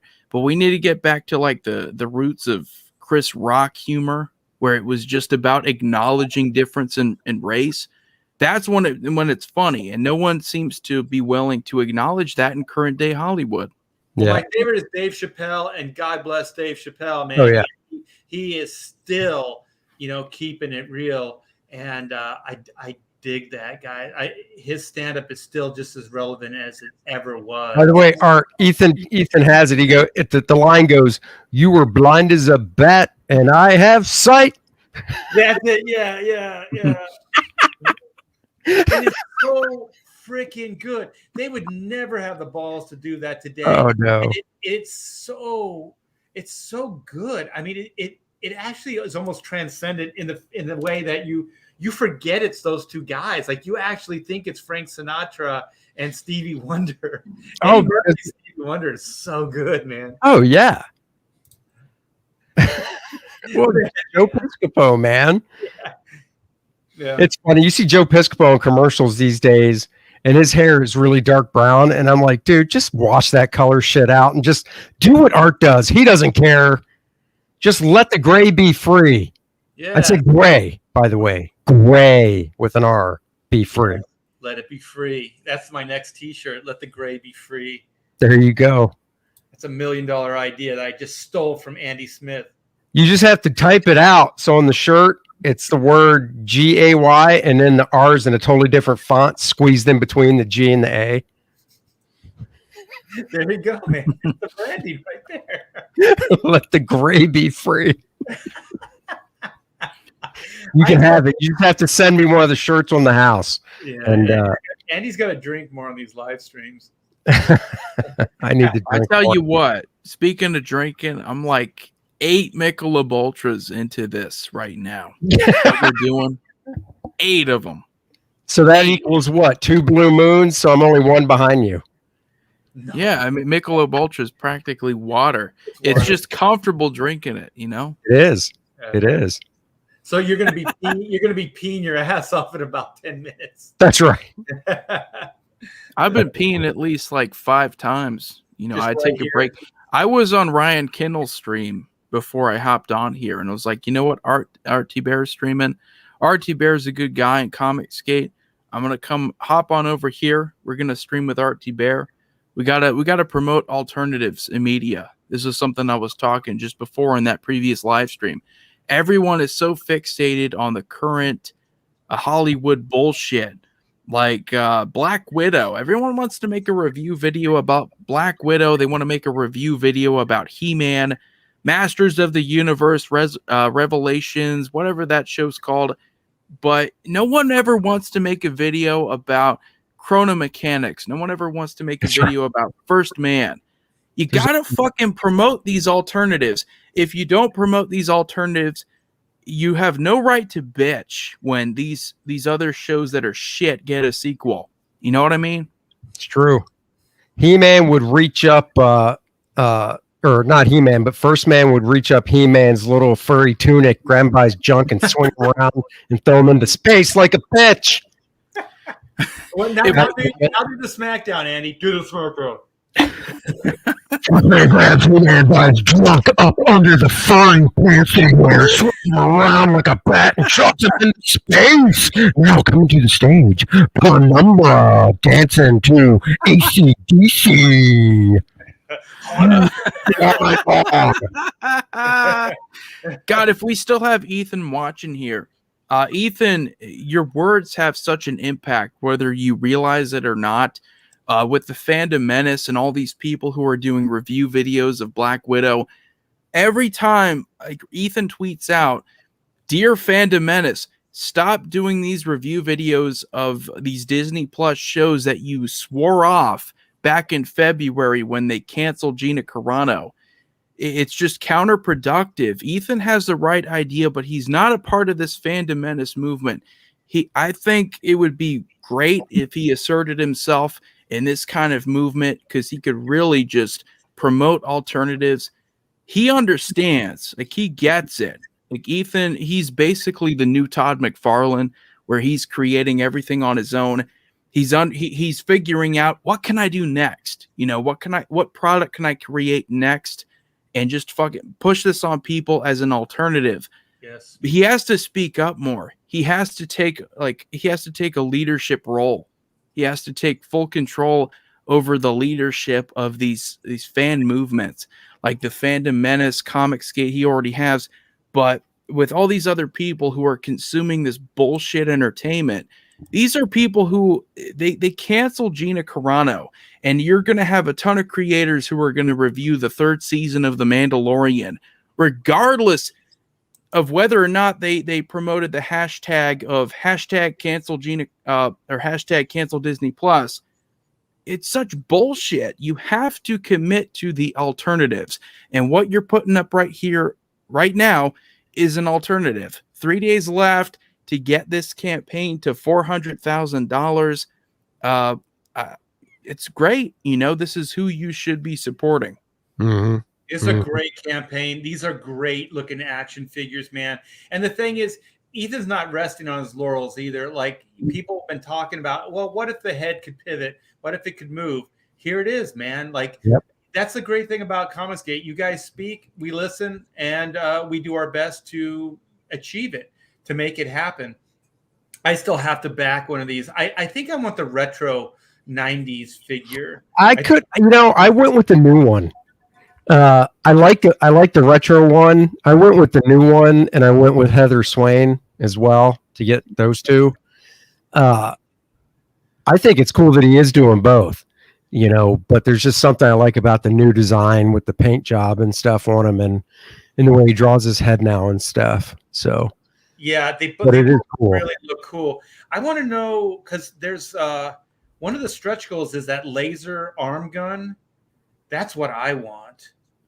Yeah, and I think he lowered the amount down to the stretch goal amount down, because he said the base is now included and stuff. So yeah, at 550, the laser gun.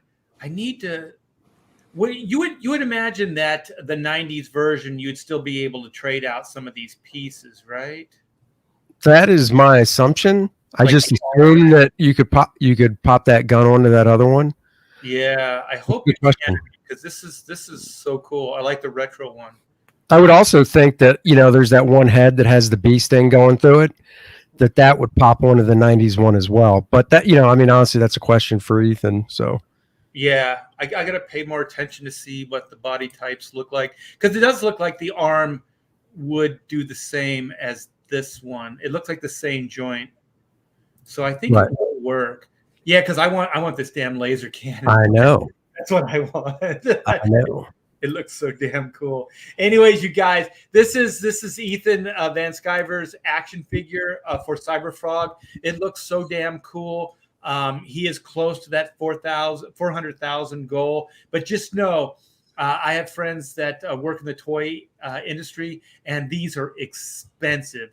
Toys on this level are really Hey, Ethan just popped he said it's all interchangeable, so there you go. Oh, cool. Yeah, yep. I'm gonna get the retro 90s then. Yeah, that's cool. This looks fantastic. Ethan is kicking ass, and this is what I eventually like for a lot of us to start doing. Doing toys, video games.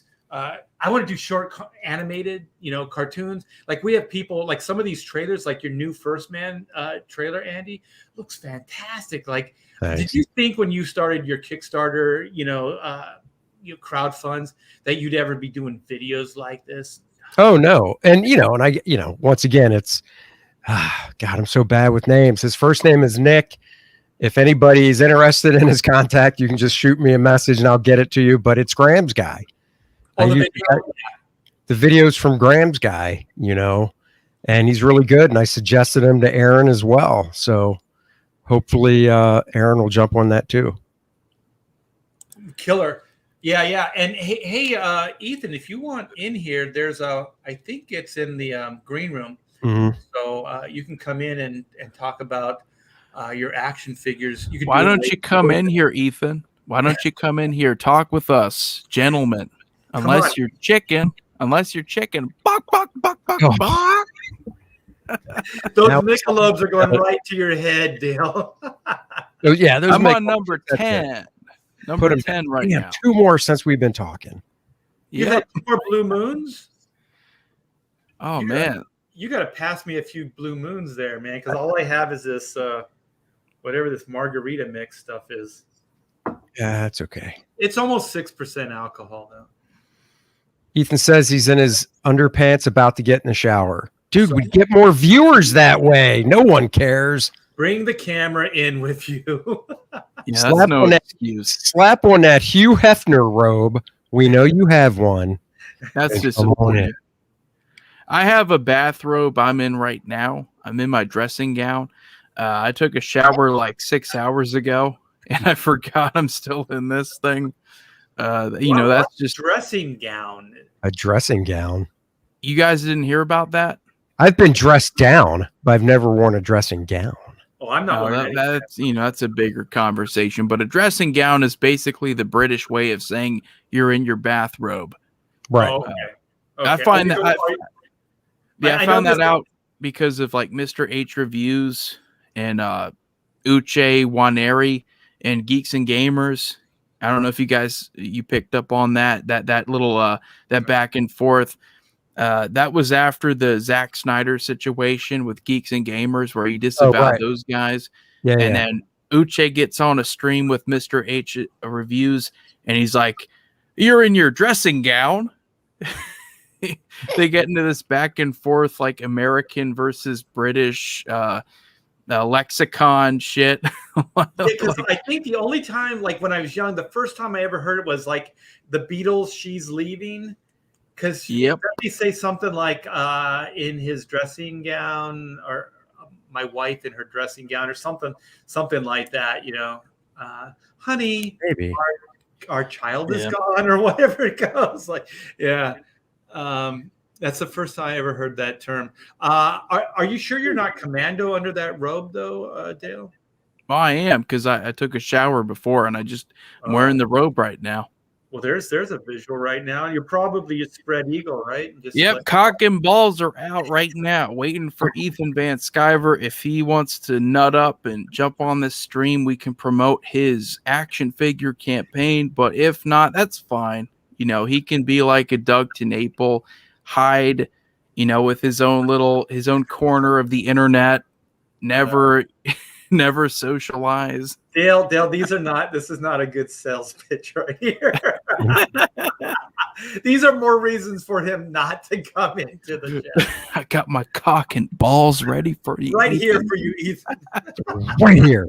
The first time Dale turns the camera on, and that's what we see. And then we're like, nope, go back to the icon. Yeah, we don't want to see that, Dale. I actually got a fan on him right now, too. It's very comfortable. Nice.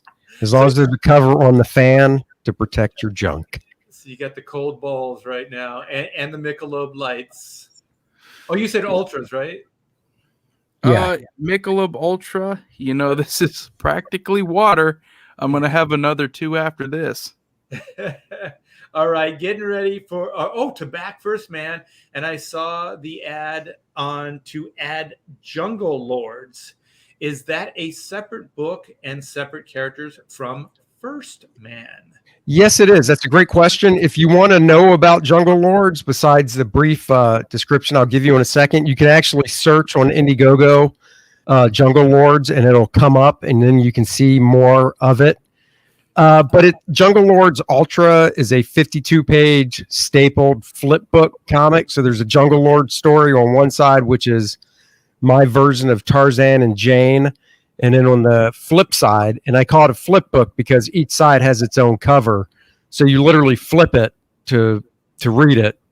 And the Ultra is a fun superhero story that is R-rated.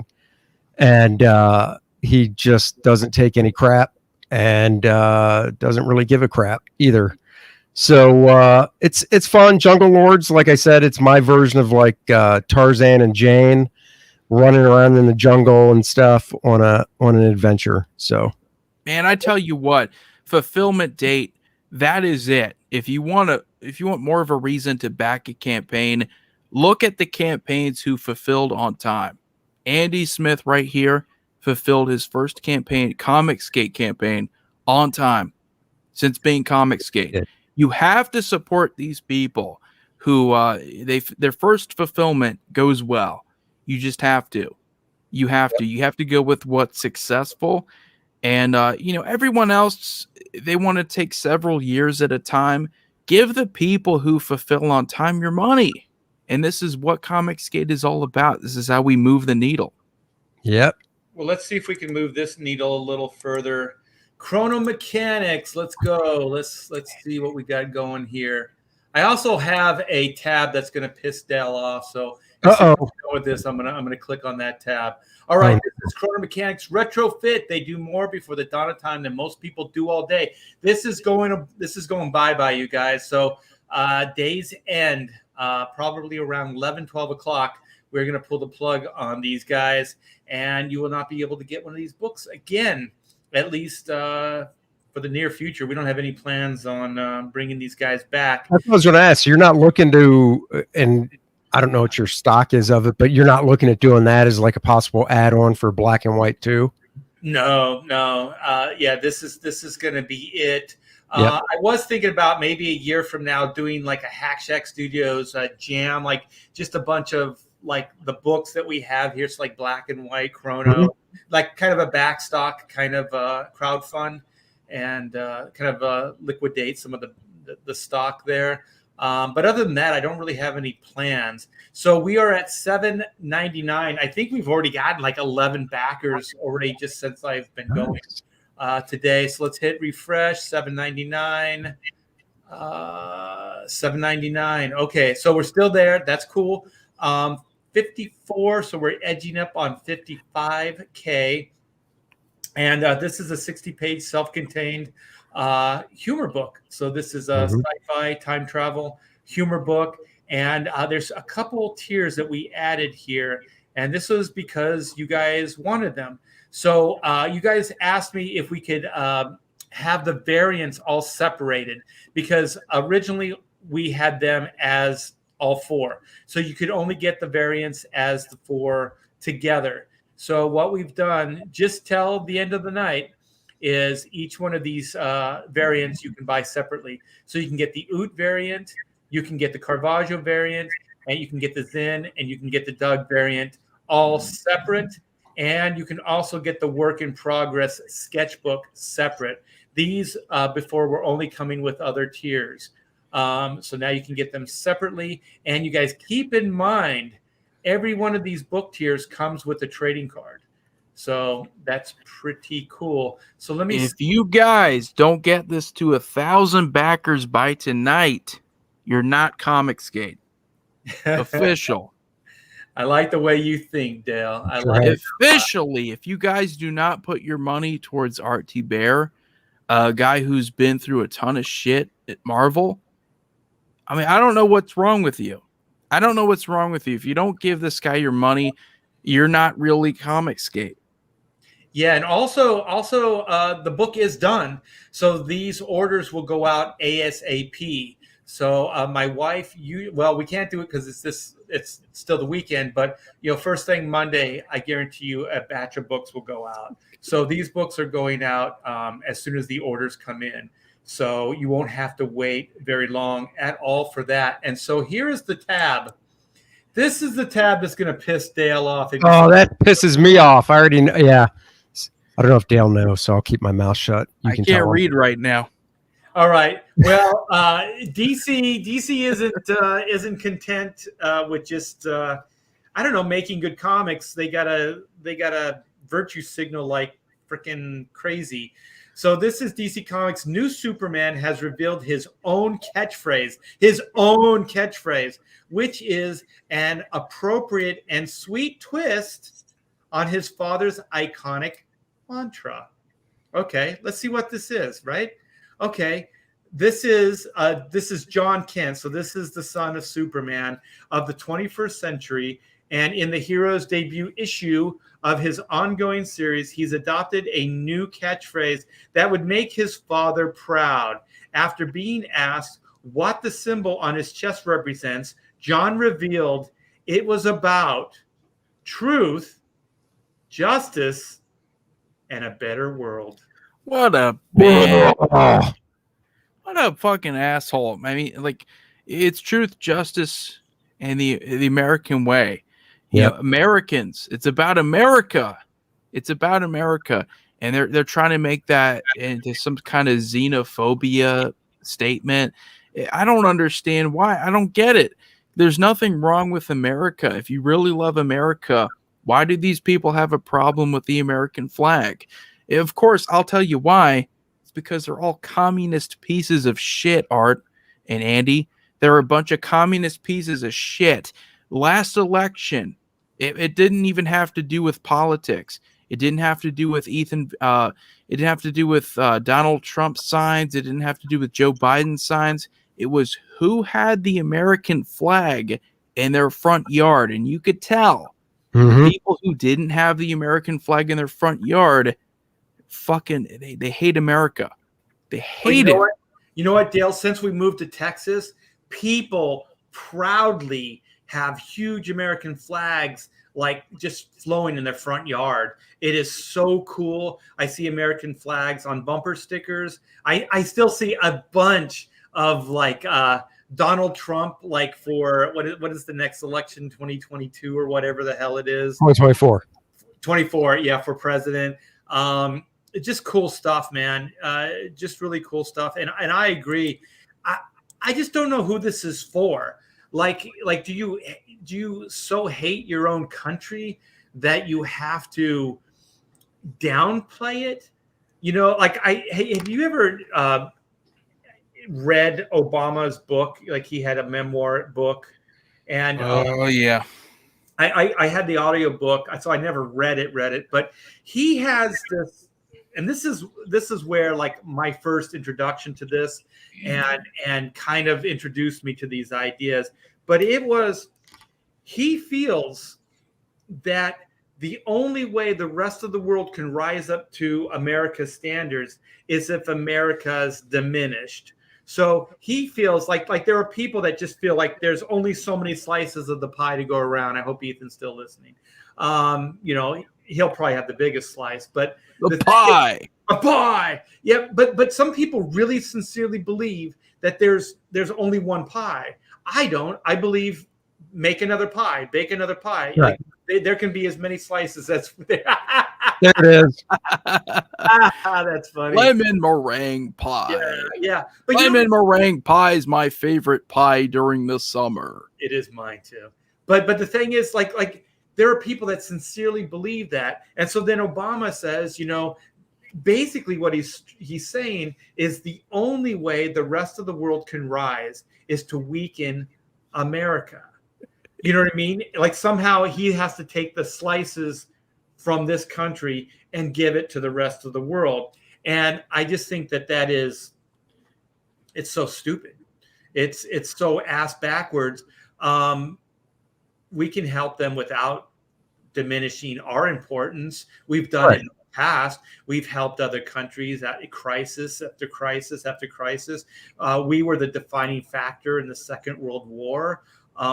We've been, I feel, just by our presence in the world, have kept this world from falling into chaos time and time again. So I don't know what the fuck these people are even talking about. You know, they think like if you love the country and you like the flag, then somehow you're jingoistic and you're to be, you know, hated, or that somehow, you know, you don't understand the way the world works. And the thing is, I just offered this as like, okay, they get what they want. Let's just say, okay, you get what you want, right? So nobody's prideful about America. Nobody cares about America. Nobody's willing to fight. No one's willing to die for America. Then what's America? Right. It's nothing. Right. Ideas and dreams have to be fought and constantly fought for. The reason I know this is like what Andy and I are doing and all the other Comicsgate dreams and trying to build these IPs and these ideas. These are like, this is a bad metaphor, but somebody in Hollywood told me it's like a flower. Like you got to nurture the flower because it's just this little seedling and it can be easily squashed. It can be easily destroyed, right? But once you nurture it and you keep nurturing it, then it can grow into this big flowering plant. So that's kind of what this is. Like ideas have to be defended. Ideas aren't like really tangible things. They need to constantly be passed on to generations. You have to teach your kids to be proud of where they live, proud of the founding fathers. It's not a perfect society, but it's also a society that can change and can grow and has in the past. So I don't know. I don't understand why these people even, I don't understand any of this shit. Maybe I'm just too old. No, you're not. It's just stupid. Taking the American way out, to me, it's just virtue signaling. That's all it is. There's no reason to do it. There's nothing wrong with it. It's been that catchphrase or whatever you want to call it for, 60, 70 years, whatever it's been. There's just no reason to change it. And I think a lot of the reasons some changes are being made these days is because of the access to the internet is just like, oh, we'll get a news bite out of it. We'll get a news bite out of it. and not was it good or not. Oh no, it doesn't matter because we'll just get a news bite out of it. I dig Dennis Prager, by the way. I know, so do I. I like Dennis Prager. I actually like the sound of his voice when he talks, right? Yeah. Prager's cool. I like his fireside chats with his dog. He just takes questions. Yeah. Yeah. No, he's a good guy. And he's fighting the good fight, man. He's also one of the few that are taking the freedom of speech on the internet to the Supreme Court. So he's fighting some lawsuits now as well, because I think the internet is the wild west right now. And if there aren't some laws that are put down, then I think we're going to lose a lot of freedoms of expression. It's going to be stripped away from us. It's going to be edited away from us. Sure. Indeedy do. I think Dale passed out. Yeah, I thought I would get all kinds of fire under his ass. He's either passed out or I went to get another beer. You know what I was just like, or he's getting more ultras. No, I went to see if I could get another beer, and there were no left. None. God damn it. So I'm kind of bummed out about that. You have to drink slower. I'm also bummed out about the fact that we don't have Ethan Van Sciver here talking about his campaign that's going to expire in the next 3 days if he doesn't do something about it. Well, we're going to have to do it for him. What do you think, Dale? That's right.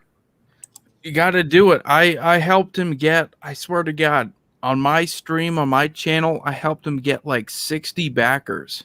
Oh, nice. He was at like 1662 backers.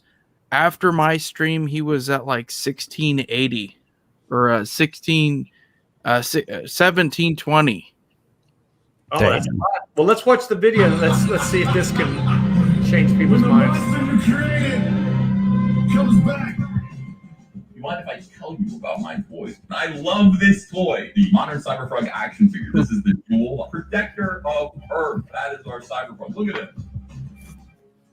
I love this toy. He has it within himself to turn back the Vespas, undoing the damage, the poisonous colonization of the Vespas. You can see that we've used this nice, super shiny chromium paint. You are going to love your Cyberfrog toy. The toes all bend like this, super flexible foot. People wanted an ankle rocker so that the foot can go back and forth. We did that as well. We added the ankle rocker. This is all of the articulation that's available for this toy. Now, if we get to $400,000, this is what you're getting. We've set this campaign up with stretch goals, a nice honeycomb stand display with articulated armor. This will get included with your toy at $450,000. Oh, he started his own live stream. No, I just looked. I don't see anything. Total of 3 sets of hands. We've got them sculpted here. Gripping hands, and then he's got fists as well. Of course, there's also the additional chicken fist, which those people who signed up in the early email notifications list will be receiving. $600,000. I love this.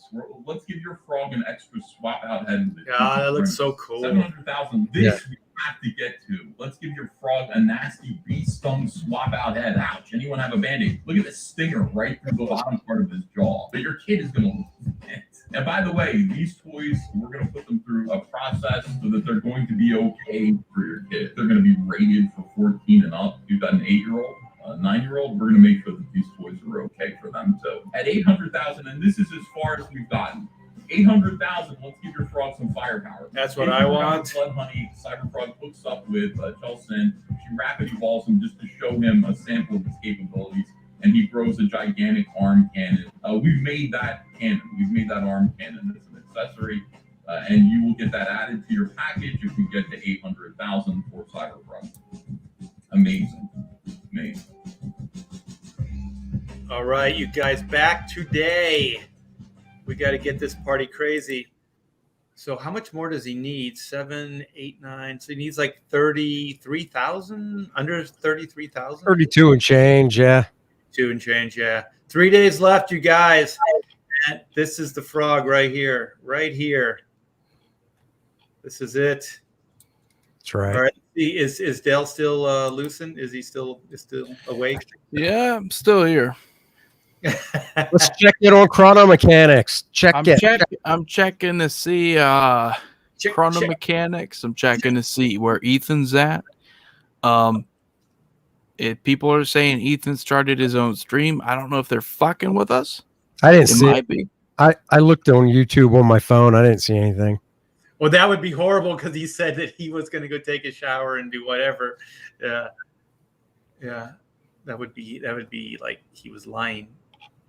He was lying to you, Andy, not to me. Damn it. All right. Oh, he is gonna stream. Okay. Let me. Where are we? Okay, here we are. Okay, so you guys said check it. Let's check it. We got to check First Man 2, and then we should probably wrap the stream up. Anyway, I think we're coming up on 2 hours. So this is it. This is why we're all here right now. I do appreciate Dale coming in and Andy as well to help me. Of course. Yeah. So we are at 54,594. Let me hit refresh. Let's see what's going on. 798. We are at, we just got 2 backers. So 800 even. Nice. Yes. So this is going strong. We are under 300 away from 55K. Holy shit. We've generated over $700 worth just in this 2 hours. So thank you guys so much.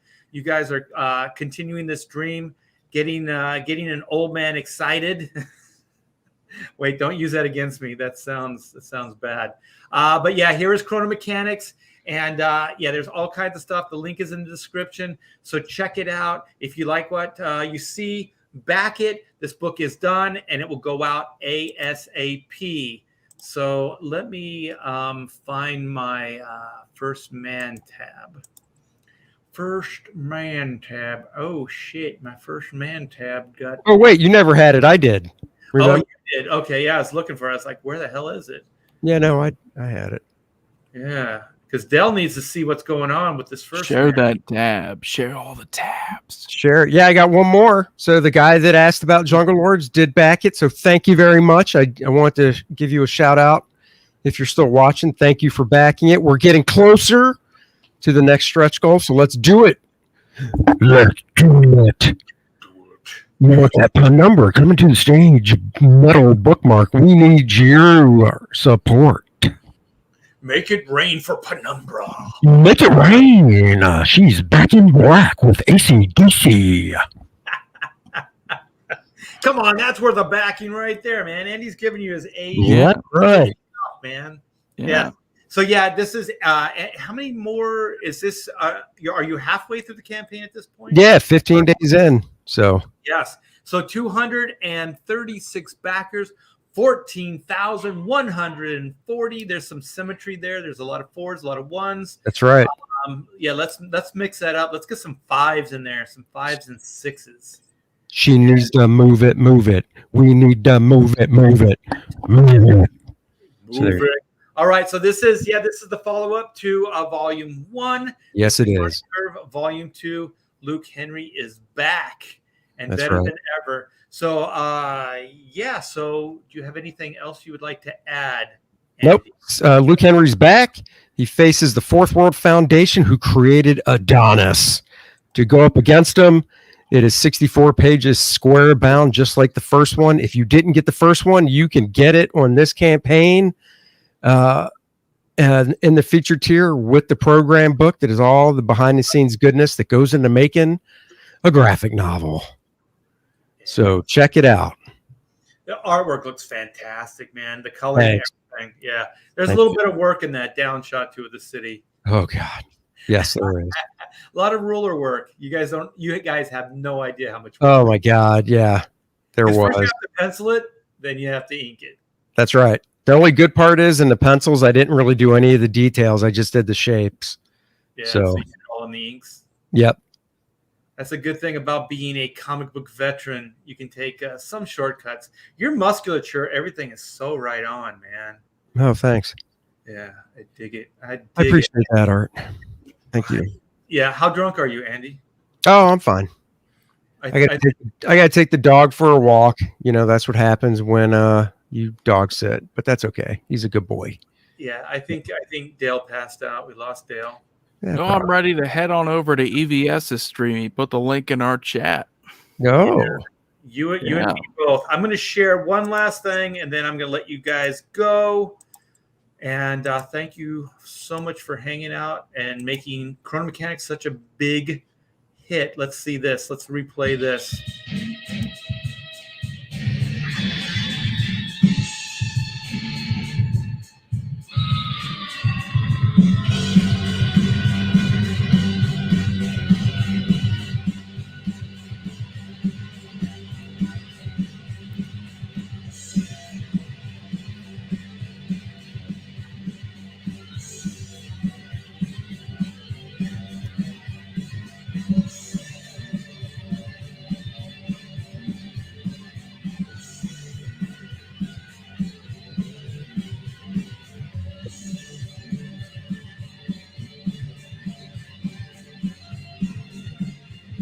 Great Capullo variant. We are going to have that in this campaign.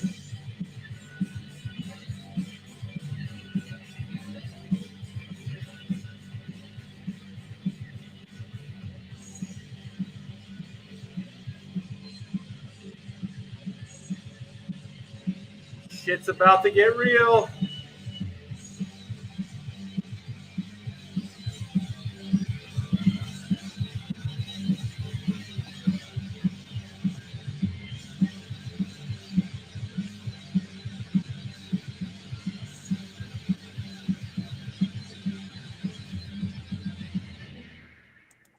Thanks so much, Gabe, for that video. Came out so good. And if you guys sign up, you will get a free trading card. This is Stefani, Renee, and myself. And so with the backing, you will get this card absolutely free. And it only takes a minute. Give me your address, and you will go in the mailing list. And you'll be the first to be notified when this thing goes live, meaning the first to have access to exclusives and early bird specials, which will sell out very, very quick, you guys. So please come by. Link is in the description. Come by. Give me your email, and we will not spam you. We will not do any of that crazy shit, and you will get a free trading card out of it. So thanks, you guys. And I want to thank Andy Smith, first man, for coming in, hanging out. Oh, thanks. This little closeout stream success. And my good buddy, Deadwood Dale. Thank you so much, Deadwood Dale, for hanging out. Absolutely. You're a good guy. You're a good guy there.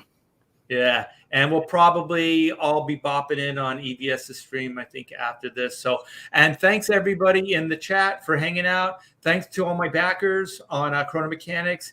And thanks for the super chat. You guys are the best. Comicsgate rocks. See you guys on EVS.